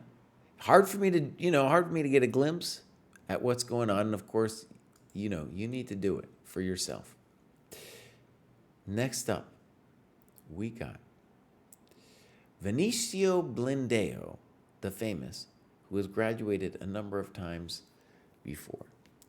Please note that I am playing longer games, but there are not enough that are filling the time either by finishing early or I am still playing too fast. Still working on this. Also, my tactics work prior to this was based on materials purchased prior to joining. All done now. 100% on board with the dojo plan. Okay, here we go. That's right, Quad XC. We'll delete it from the database, Bows. We'll delete it from the database.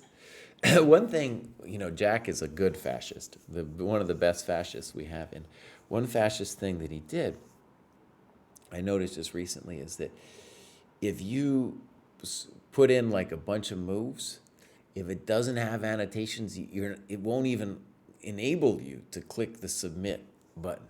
You can't even do it. So maybe now we'll follow Quad XC and be like, no, if they didn't use half the time, no, you're not even allowed. Not even allowed to put it in, Bows. Vinicio, this is a great graph, obviously. You're crushing it. This is looking really good.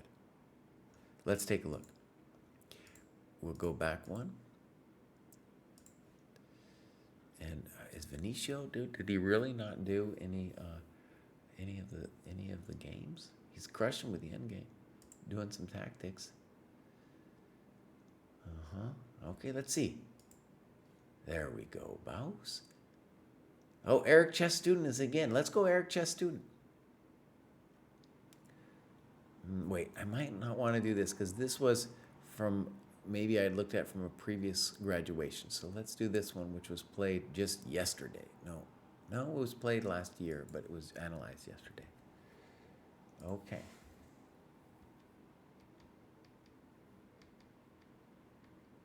So black is obviously getting real fancy.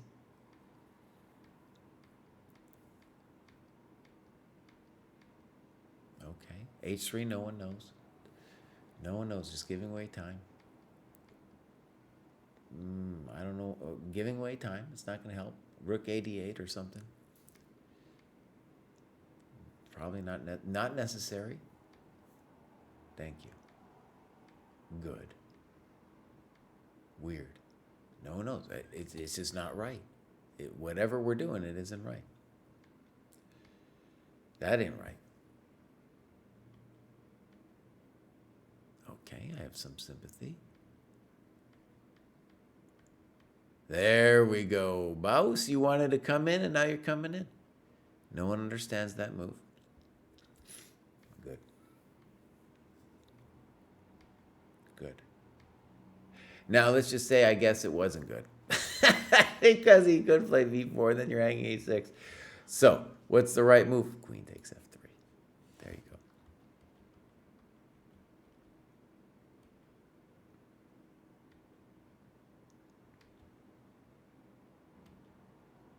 Tactical situation, obviously.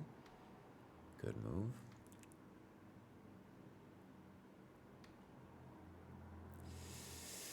Okay, now tactics alert. Would rook e8 have crushed you? It looks like it would have. Okay. By the way, Vinicio, this game is light on the annotations. Also, I just want to point out, oh my God, here it is. You guys didn't take your time at all. You didn't take, look at this. You're at 38 minutes, Baus. He's at 29. Let's look. Oh, baby. Oh. So white is the less of a criminal. Black is the complete criminal. So if white had, let's see how long white takes on this next move. So they play bishop c4 and they spent a minute on it. Okay. What's the white to play and win? I don't know. Looks like that looks crushing, dude. Because then this happens, and then, oh, check to the miserable king. Now you could say, Kraai, what about taking the rook? It's the same thing, Baus. So, Bango, Django, Krango, Kungo, and Chinga. There it is, Baus. Game over.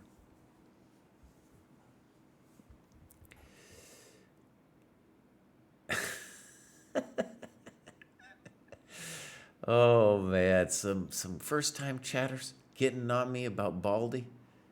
Ah, yeah. Well, what you want to do if you want to look like a beast is you got to go lift some heavy things, Baus. I was lifting some crazy things this week, buddy. Dang, that's what you need, Baus. It ain't the glasses. That's right, Abdul. We got to come in with a warning. So.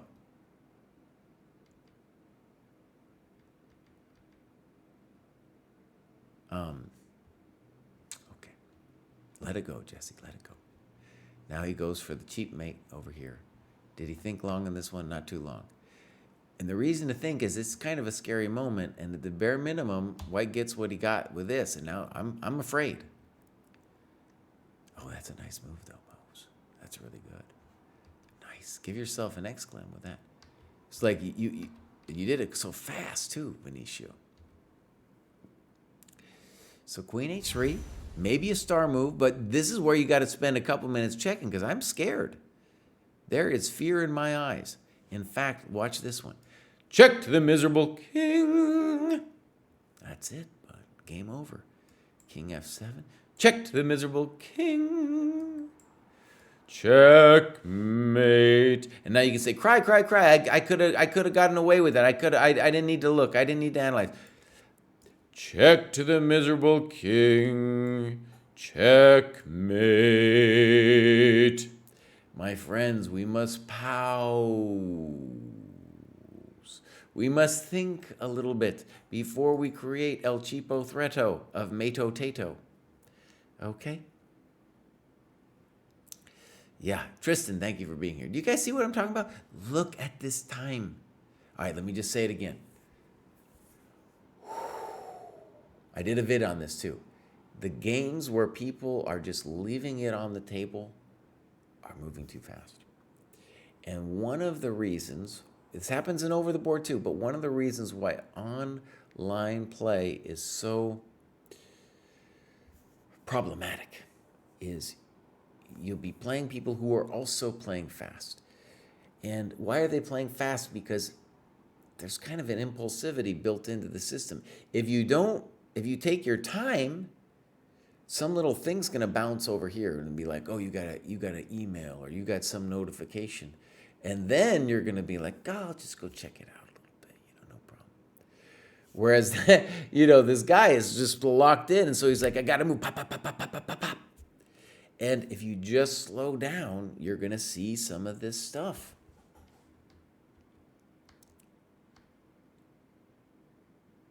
Now, can we just pause for a second here? Can't believe I didn't calculate it. I can believe because let's see how long you thought about it. Nothing. Rook takes e4, winning the game. And now who knows what's happening? Nobody knows now. We definitely need to spend a moment here too. We gotta think a moment here. For example, I think you're still better in this situation. Win that pawn. Now I don't know what's happening. So that's a hell of a drug. That's a hell of a drug. I'm sure we could think about other moves here for white. Well, bows. And then this is so fast. Just so fast. And no one's making any comments about it. Oh, no. Oh, no. So can we just... Now, listen, I'm making fun of them, right? But I just want to stress this is such a common problem across the dojo and just people trying to improve in general. Right? Okay. So, what would have been a better way? Well, let's start with rook takes. I guess queen takes. And now we have to ask ourselves, where? Let's put the king here. Now, we're about to queen. Then the question becomes, what about this move? Am I worried? Now, we can do a variation. We say, check the miserable king. Let's just put it here for a second. And if we want to make our life simple, we take this bad boy. And we promote. We promote. Okay? Game over, bows. Game over. So, it's possible for us to think, you guys, you're killing me, man. Let me just say it again. And I know Vinicio Blandeo, for example, is working on his game. This is the first thing you got to fix, bows. Right? This is the first thing you got to fix. And I don't think here, actually, black is not allowed to submit this game. And it seems like a fascist rule, but you can see why we did it. We're just like, you need to take more than half of the allotted time for the game to count. And the reason is precisely this kind of thing that, dude, all kinds of stuff is right there. And if you were doing a tactics puzzle and I said white to move and win, you'd probably find some of the stuff. There was a black to move and win too. Okay, here we go. Let's go back. Newsfeed. Boom. Boom. All right, so that was the Vinicio. And now we have Zexaria. Went undefeated in my last tournament, hit 1372 USCF. Oh, that's what I'm talking about. That's what I'm talking about. Zexaria, USCF. This is the first time, actually, today at least, we're going up and we see someone using over the board. The challenge with over the board is just being able to get enough games in. But if you can do it, it is the path to improve. And as you move up the cohorts, you just get more and more people using over the board rating systems. So that's nice. And I think it looks, something bad happened here though. It's like, sorry, something bad happened. You didn't quite make it though. It seems like you did make it and then you fell back down. Okay. So, bummer. To get here, they were doing loads of endgame work. No games. Okay, Zixarm, your goal is simple. You got to get back to 1300 and put in some games, Bows. Put in some games. Boom. All right. Where are we here? C.T. Thompson. And then I got to take, the sensei needs a little break after this one. Actually, sensei's going to take a quick break now. I'll be right back. Okay, my friends, we are back. We're talking about C.T. Thompson. C.D. Thompson says, community of people and structured training has been such a breath of fresh air when it comes to developing my chess. Everyone I met here has been a combination of helpful, kind, and just awesome to talk to. Nice. One of my favorite aspects of the program is how every game counts now. A large time control means I can tackle serious chess problems and develop my play. I love the idea of positional sparring. I wish I would have scheduled more games. Naturally, finding matches with sparring tends to be the hardest task to complete. I love the idea of working endgames, and the algorithms are excellent. I wish we had training tasks for Elite Chess or ChessCom that required us to play rook endgames or pawn endgames that allow us to study breakthroughs. Polgar has simple endgames at the end of their puzzle book that would make for as good of a task as well. He craves more endgame tasks, right? In the future, I hope to schedule more sparring sessions with other cohorts. I'm really looking forward to rook endgame progression. Nice. Yeah, I would say too that it's great that you're into the endgames. That couple things I want to stress. The rook endgame progression, right, is something that maybe now when you're at 14, 1500, it makes a little bit of sense. Definitely 15, 16. But the basic mating patterns is what we want people to have at this stage. And we really want people to, when they go over their games, to annotate the endgame portions, right? What we really see as a main, the biggest failing in the annotation process throughout the dojo is that when people get to the endgame, they aren't doing it. You know, they're just like giving long lists of moves. Sometimes they'll talk at length about their opening decisions and yada yada, but then with the endgame, they're not doing it. And endgames aren't just algorithms. A lot of people think they are. Not so, right? By algorithms, I mean you could do the endgame progression. That's about algorithms. Dvoretsky, all about algorithms, right? Mating patterns, algorithms. Those are important, but even more important is you're going to get some endgame. It's not going to be in any book, and you're going to need to learn how to think about it, how to do variations. It will be more concrete. Endgames are more concrete. There'll be more variations. That's what that means, to be more concrete. And so that's where we should focus. All right, C. Thompson, let's go check it out. Nice. Began in 2021. Okay, cool. Nice, nice. I'm going to follow. All right, there's the USCF. Nice, 1367. Let's take a look. And we'll go down one to see how they did it. And as we could see, there's a lot of endgame work here. Nice, they did the Silman. All right. And let me actually, sometimes I'm not always remembering exactly what's going on. So look, for 14, 1500, he needs to do a little bit more Silman. Just looking at this stuff. He's already done all the algorithms.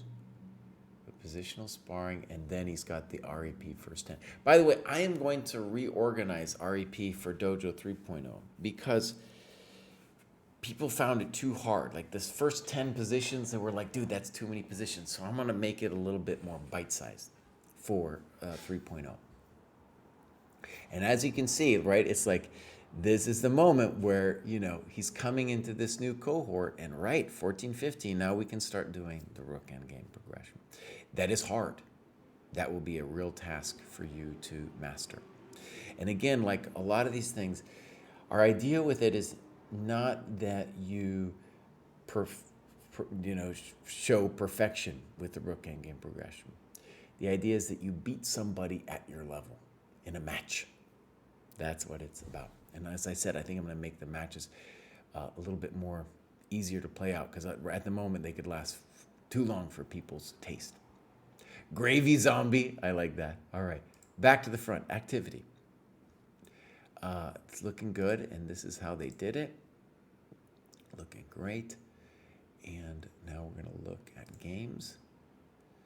And here we have Clutch EZ is in the, these look like people in the program. Let's do Clutch EZ because I believe Clutch EZ is in the program. Oh, we have clock times, my friend. Let's see what it looks like. Oh, wait a second. Wait a second. I just gave the speech. I just gave the speech, you guys. Oh, no. Look at this. Look at this. Clutch Easily is here. We're not going to look at this game, Clutch Easy, I promise. I promise we're not going to look. But look at this time graph. Can we just pause for a second on the time graph? You know, it's a 60-minute game, and they didn't use nothing. They ended the game with one person at 44, one person at 47. You might as well be playing a 15-minute game. There's no point. That's just like, and I just want to stress you guys, it's not like, I know what this is about. You're on the computer, your opponent's playing fast. Sometimes, dude, you'll be playing somebody, and there'll be like a 30-minute game on Chess.com, and in the chat, they'll be like, Bows, how come you moving so slow? You know, I need to move. You know, no, you got to think for a second. Oh, so let's just say it again. If you slow down, you are going to make progress, even if you don't learn anything about chess, right? Or you could say you are learning something about chess by slowing down, right? But I mean, you don't need some new knowledge. You don't need some new opening. You just need to slow down. Okay, C. Thompson, we're gonna look and see if this is a pattern, Bows. All right, here we go. Okay, there we go. That's more what I'm talking about, C. Thompson. This is the game we're gonna look at. All right, that is a respectable time graph right there. Can I just say, this vid I'm doing on Jack's thing, isn't it amazing? Like at a glance, I can have so much information about this game. I can see that both players believed they were just doing theory, and then they got some critical moments, and they were thinking. Good, that's the way it should look. That's the way it should look. All right, here we go. Fine. Don't fall into knight d7, yeah. Fine. Fine. Mistake. Right. Now, I think knight e5 is arguably inaccurate because then you can play bishop e6, whereas this one, bishop f7 followed by knight e5, to my mind, I don't know, both are nice, but this way at least you get the clean pawn. Totally weird, right? Okay, so imagine you're white and you're playing principal moves. What's the move? Castles.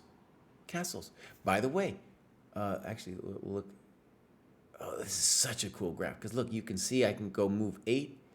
And black really moved quickly on that move. So I know that bishop g4, they weren't thinking. Now, sometimes what happens, too, in these games, I noticed, is there's kind of like a mutual machismo thing. Like, they're both like, I know my openings, dude. I know it or something, you know. And then they'll make some fast move, and then the game's basically over after bishop g4. Okay, so unnecessary, right? I appreciate he wants to play d4 and it looks nice, but what's the correct move on a principal level? Castles, right? Let me give you an example.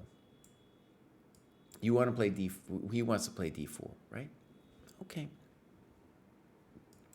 Ask yourself, do you really want to take that thing? Because if you do, I'm just going to bring more people out, right? Or you just play d3 like a normal person. Bring your peoples. Okay, so c3 is going to give us a little bit of time. Queen d5. I think I like g6 better. Why? Because you cannot play... let's give him a chance. Let's give him a chance. g6. I was thinking maybe your intention was knight d7. G6. Weird that they didn't play D4. What was the point of playing C3 if we're not going to play D4? Okay. Totally odd. Just giving you time.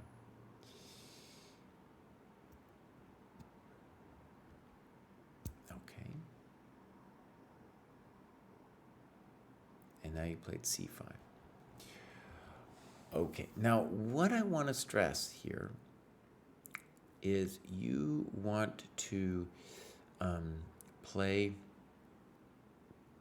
with activity, and C5 you should say to yourself, oh, I'm really kind of losing a tempo. You are blocking the bishop out. And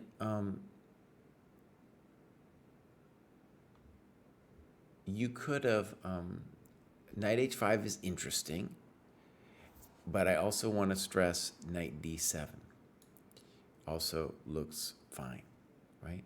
And it's amazing because you deserve to be at least much worse from the opening. And then how did you get out of it? By white giving you 1,000 tempi, right? Unnecessary, right? And when they give you tempi, that's really when we want to try to not give tempi back. So I like your knight H5 idea. Knight D7 is also a good default. Don't just respond to their cheap threats when they make them. All right, C5, here we go. D4, he's just all about taking on E7. He's obsessed. Your knight H5 might work here, but okay, B6. And now we're going to lose a pawn.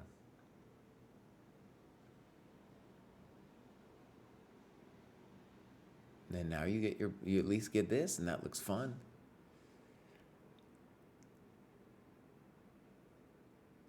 Okay. Let's pause for a second.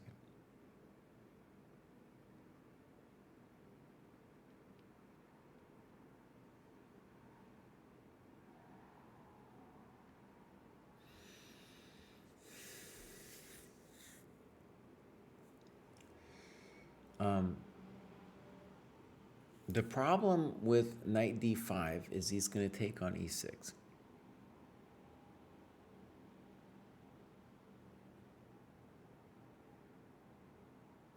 Now, we are probably lost here. That's probably true.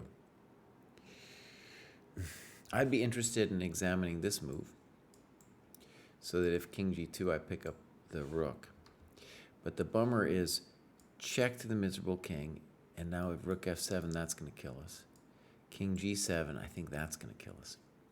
And then life is just not nice, right? Because we get this terrible pattern happening to us.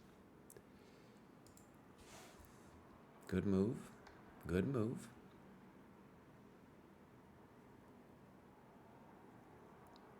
Seems like there should be a mate here, right?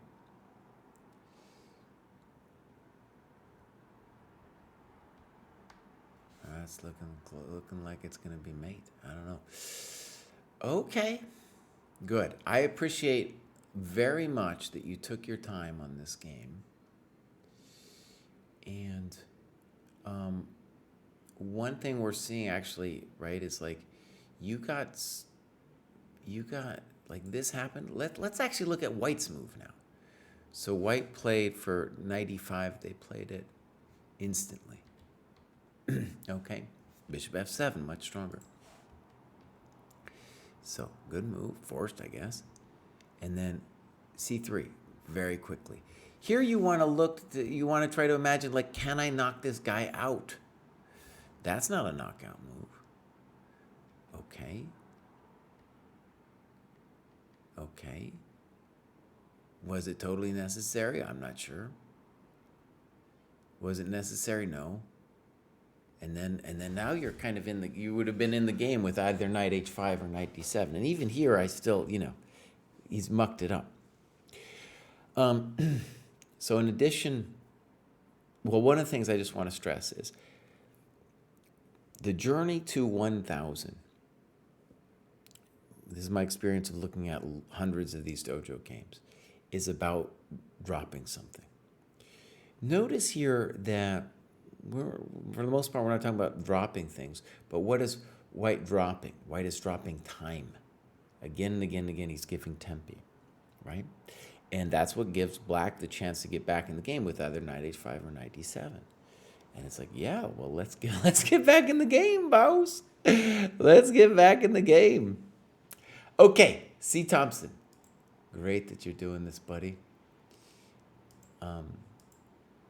It's funny, I read Fight Fires twice, and both times that my first read was I light fires. Yeah, maybe you light fires too, I don't know.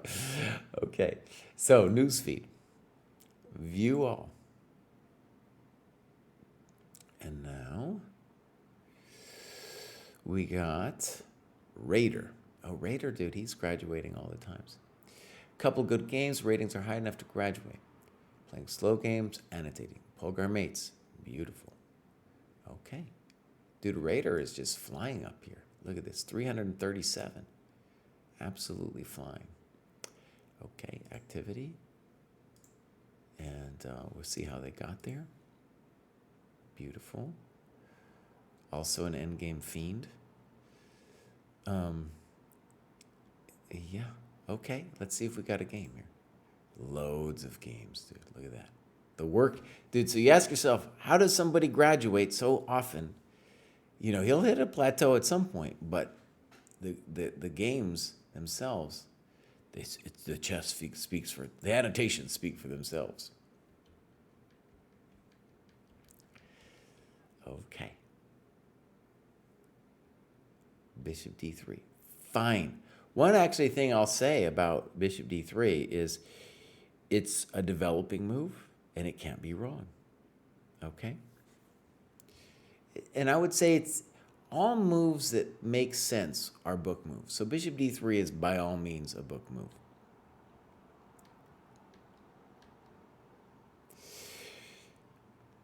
This one I'm not 100% on.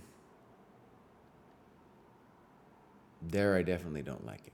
What's wrong with knight d5? It's not developing, right? So I would say a simple way for white to progress here would be castles, followed by f4. And nota bene, with f4, we are developing the rook on f1. Not developing. Bishop e7, with the threat of knight takes d5. And now we have a tactical question. Can black play knight takes d5? To me, at first glance, looks like they can. Why did this opportunity arise? Because white gave away time. It's already difficult here to defend without making more concessions. Funky. Funky. Now the c3 knight is loose. Check to the miserable knight. Now, knight d5 is still the move. But I guess we're losing the pawn anyway, okay. Knight e4. Now knight takes d5 happens. We have a tactical questions on our hands. Knight takes, hitting the queen. Queen takes. Bishop takes. Queen takes. Queen c3. Check to the miserable king. I guess you're going to have to step up. And this is lost from every conceivable angle. Knight f6 is the easiest move to play. There might be something more phantasmal than that, right?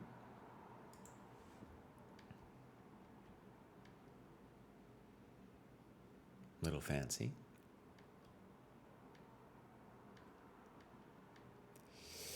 Now he writes even again. One thing visceral memory I have of playing the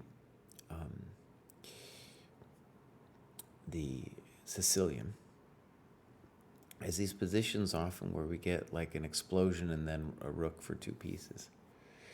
And a good rule of thumb I found was, unless white is going to really kill us with the attack, the pieces will dominate as long as we're not in a full endgame. So white wants the queens to come off here. Good move.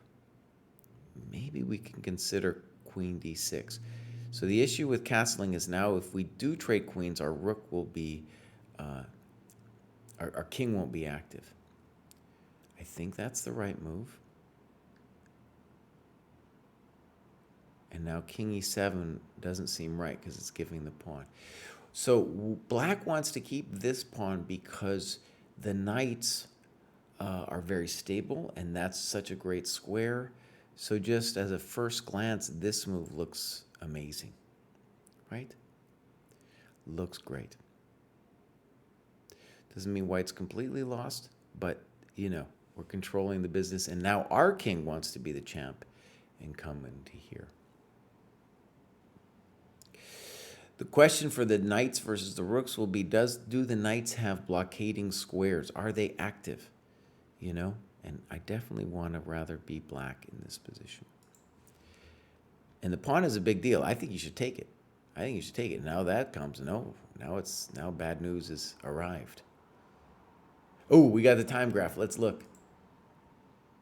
So white the raider wasn't really thinking at a certain point here. And black eventually started thinking around move 23. So right around here, black started thinking.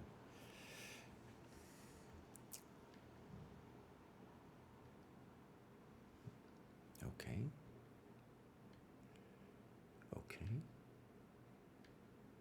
I don't know. Okay.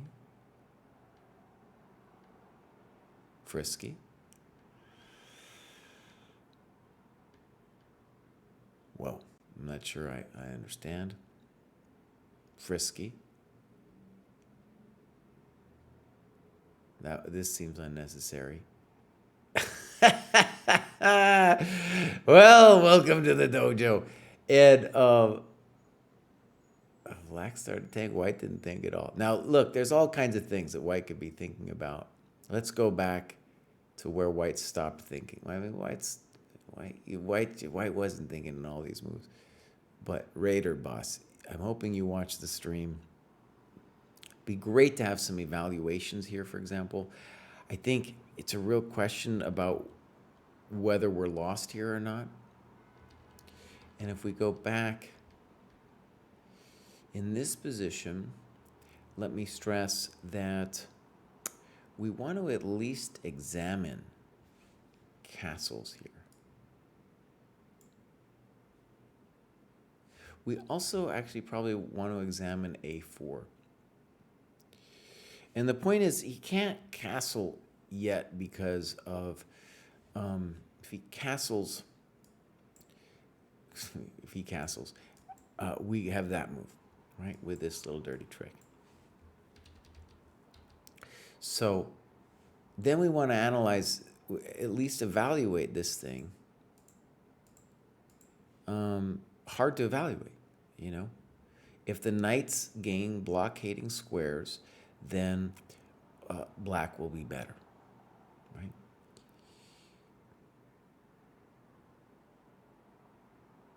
And there's even like a variation. I'd love for the rook, for example, to get active to take away this blockading square. But then we got that tactical issue that I'm a little worried about, you know? I'm a little worried about that one. So these are things to think about, both during the game and after. So rook d1, unless you have an idea, you're just helping black get this monumental thing. And then here, boom, of course we're going to take the pawn bows. How long do you think on this one? Nothing. Queen b5, of course we're playing that move, bows.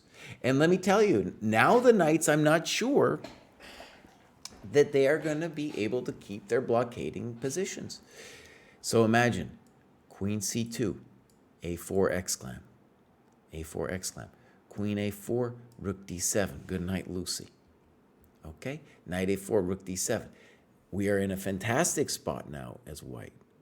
I don't know who's better anymore. Notice that the black knights have lost their stability, and because they're going to lose their stability, I'm playing a5 next, the king is going to be in trouble. King is going to be in trouble, right?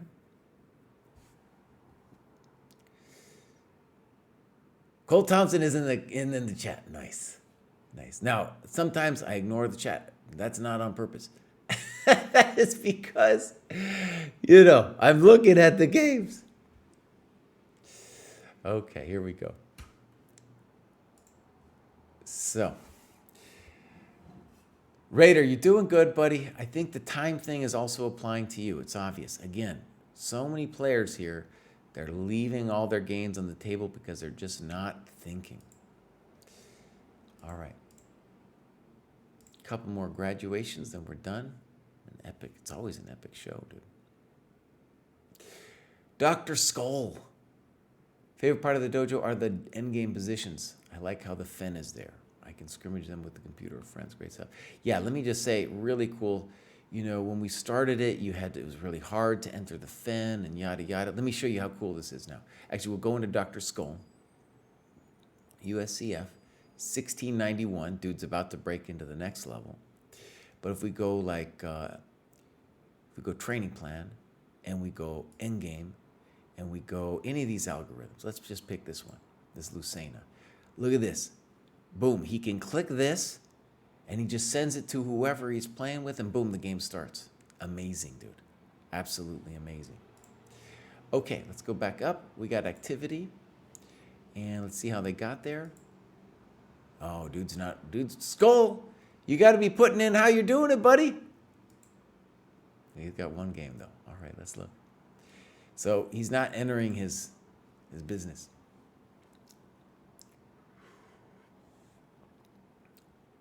All right, so this is an OTP game. Good.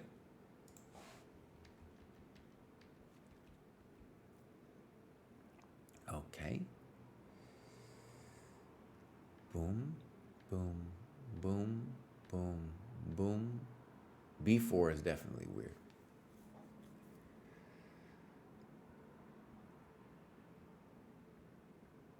Now, maybe this is some genius level thing, but I don't get it. The idea of Queen A5 is to play Queen A6 to ask some big questions about white over here.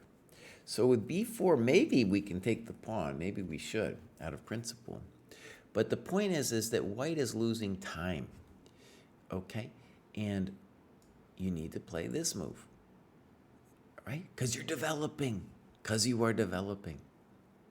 And then on Queen A6, El Correcto Mundo move is Queen H3. Because we do not trade queens, my friend. No, no, no, no, no, no, no. With an interesting game. I covered this in the aggressive repertoire for white. B4, check the miserable king. What's his idea? Knight D2. Queen B5. Queen F3. Mistake. Well, let me just say, if I'm black, I'm happy that he moves the queen. This move scares me a lot more.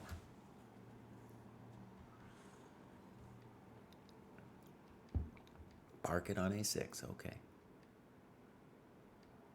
Good. Good. Good. Knight F8. You could also consider taking with the king. But great, I want to say you're doing fantastic in this position. G3, is that it? No, that's not it. Ooh, I didn't like that. Okay, so now let's talk about time. B6 can't be it. Bows. Do you need to move your knight? Yes, you do. Let's move it back. Let's move it back, buddy. What are we doing B6 for? No. Now he should definitely play C4, and he does. And now he's got a little bit of juice. Uh-oh, now you're making me worried. Okay, there were other moves too, but all right. Good. Rook B4? That doesn't look right. Uh-oh. Right, so now you missed this tactical problem. Now, I want to stress, you're in this mess because of the time that you gave away. Let's just go back.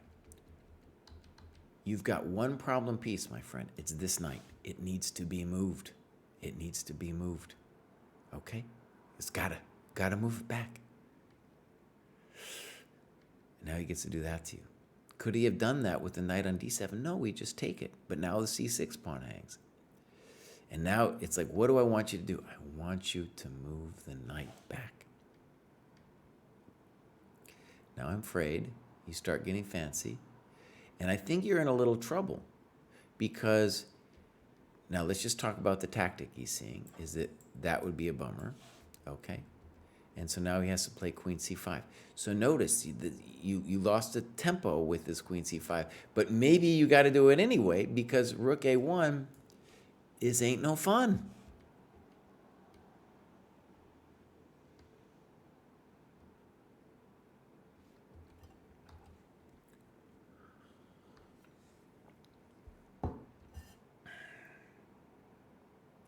Calculate the next 5 moves. Okay, trading off your active piece. Ooh, I don't like that one. I'd rather give away the pawn than invite the knight in there, buddy. Now, let's talk.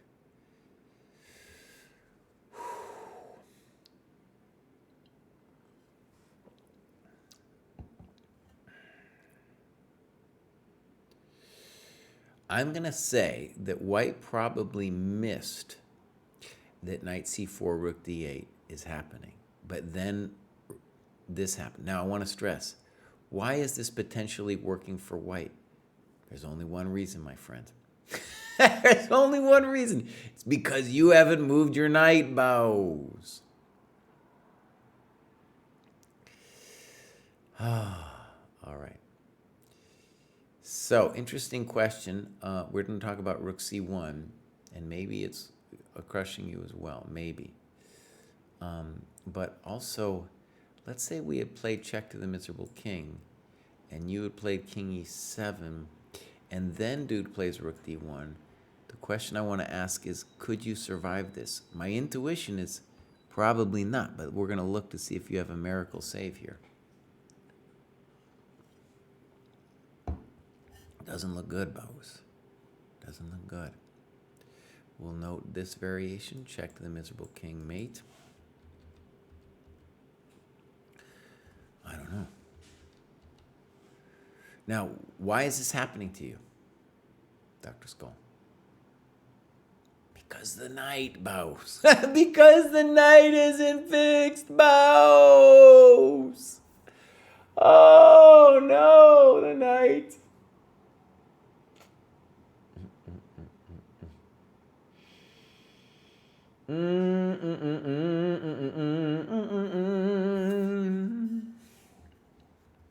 Okay.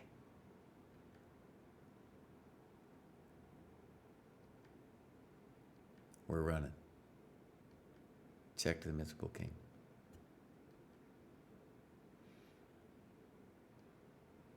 What? Okay.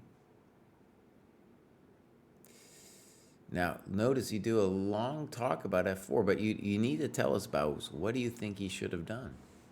And what's the eval here?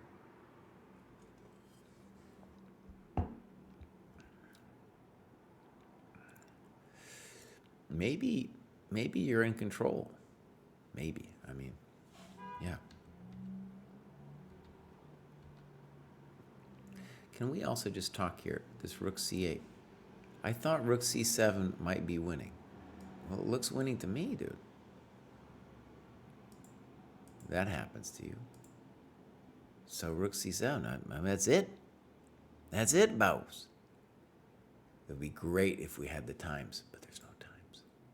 So, because I have a feeling Adam Rope played this move kind of quickly here. He's like, I see a check, I'm going to give a check. You know, as they say, always check, it might be me. Okay, so he lets you out, and now maybe you're free. That doesn't make any sense.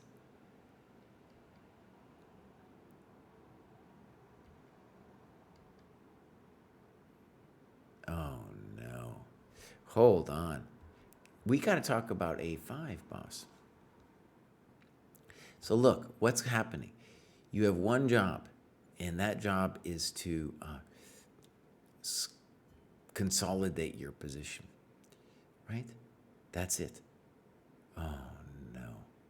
So what would be the consolidating move? Now, the first one that just comes to mind is, well, queen e8. Don't let the lady come talk to your coconuts, right? And then we're going to try to fix the king. And because that queen e7 is going to be a hell of a drug if she gets there. And if we don't find that, then we want to play a move like queen e2 and play for a draw. But a5, let me say what a5 reminds me of. It reminds me of your queen b2, of your queen a2, and you're just not sensitive to the knight bows. You gotta be sensitive to this thing, bows. And then this rook is like, bows, why are you in my ways? Why are you in my ways, bows?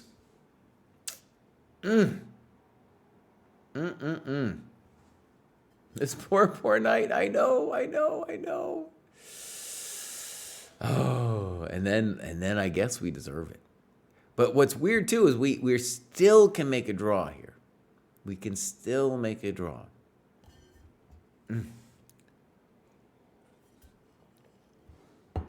Is that true, Kraai? No, it's not quite true.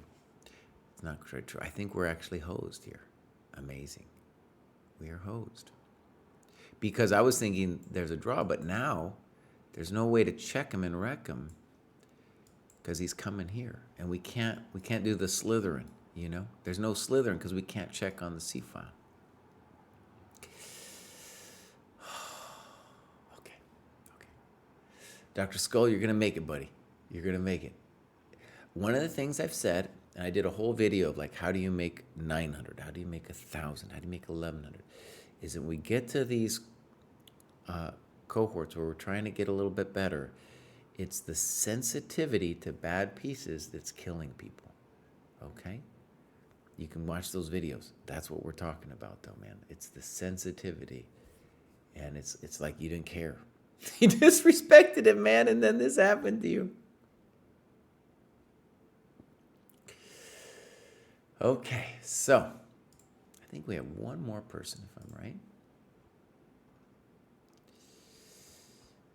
And that's right, we got Fiddler on the tank. Nice. It would be nice if we could also add chapters, pages to the non-dojo activities. But fundamentally, it's cool. I don't even know about... I see what you're saying. But fundamentally, it's cool. Say, for example, you got a book and you're reading, and you could add chapters there. Yeah. I think there's a lot of technical difficulties in developing that. So, for example, in books that we have in the program, some of them are conducive to breaking it up into chapters. Others, in terms of problems, like the Polgars. Others, more pages. So that just depends on whatever we think is easier for people to manage. And so, anyways, I understand what you're saying, though. Okay. I like what you're saying. Understanding first, then the grind. Welsh. Nice. Okay. 1880. Dude's probably going to make it to the next level pretty fast. Custom might be the English Chess Federation. Though maybe the Welsh have their own thing, and I got really upset at me for mentioning that. Okay. Or union of said country. Maybe it is its own thing. I don't know. That's a good question. I did play a tournament in Wales once. 1993. I was there, boss. 1993, I played a tournament there. A big old long drive from Oxford over there to Welshland. All right, let's take a look. So we'll see how they got there. So, beautiful breakdown, fine. Let's see what non-dojo they're doing. Polgar daily, okay. Doing some other tactics and stuff, all right. Test your chess IQ, good. Okay, that looks great, and we're gonna hit the tactics button. Good, that looks all pretty good. 918 with the Polgar mates in 2. Beautiful. Okay, let's go games. No games. Fiddler. Buddy. Fiddler. Buddy, come on, man. Oh, man. We need some Welsh games, dude. Or as I like to say, are you Welshing on me, dude? Are you Welshing me? I found out recently, well, a couple years ago, I guess, that was a thing when you say somebody's Welshing you. In America, that's just a weird thing people sometimes say for like somebody's made a commitment and then they, a promise and then they backed out on it. But the original Welshing was, you had the English invading the Welsh forever.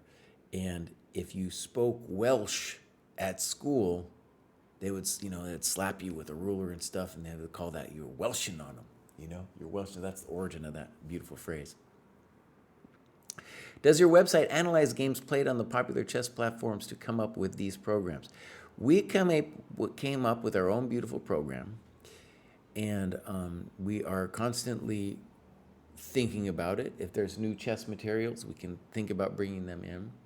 And I go over a lot of games from the people in the program, such as on shows like this. So David and Kostya. So that is it in a nutshell. Beautiful program, dude. Beautiful program. And this new thing that Jack developed, so cool. I'm going to have a vid come out, hopefully next day or two. I produced it, but we got to get our minions behind the lines working it out. All right. So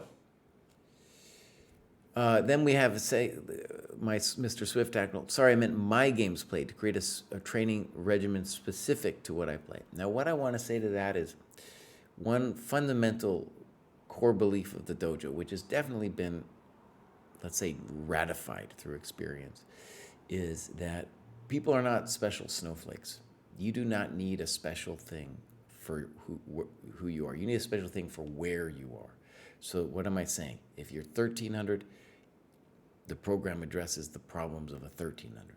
If you're 1700, the problems of a 1700, right? Okay, my friends, I'm going to leave it there. If you haven't checked out the Dojo training program, my friends, it's time.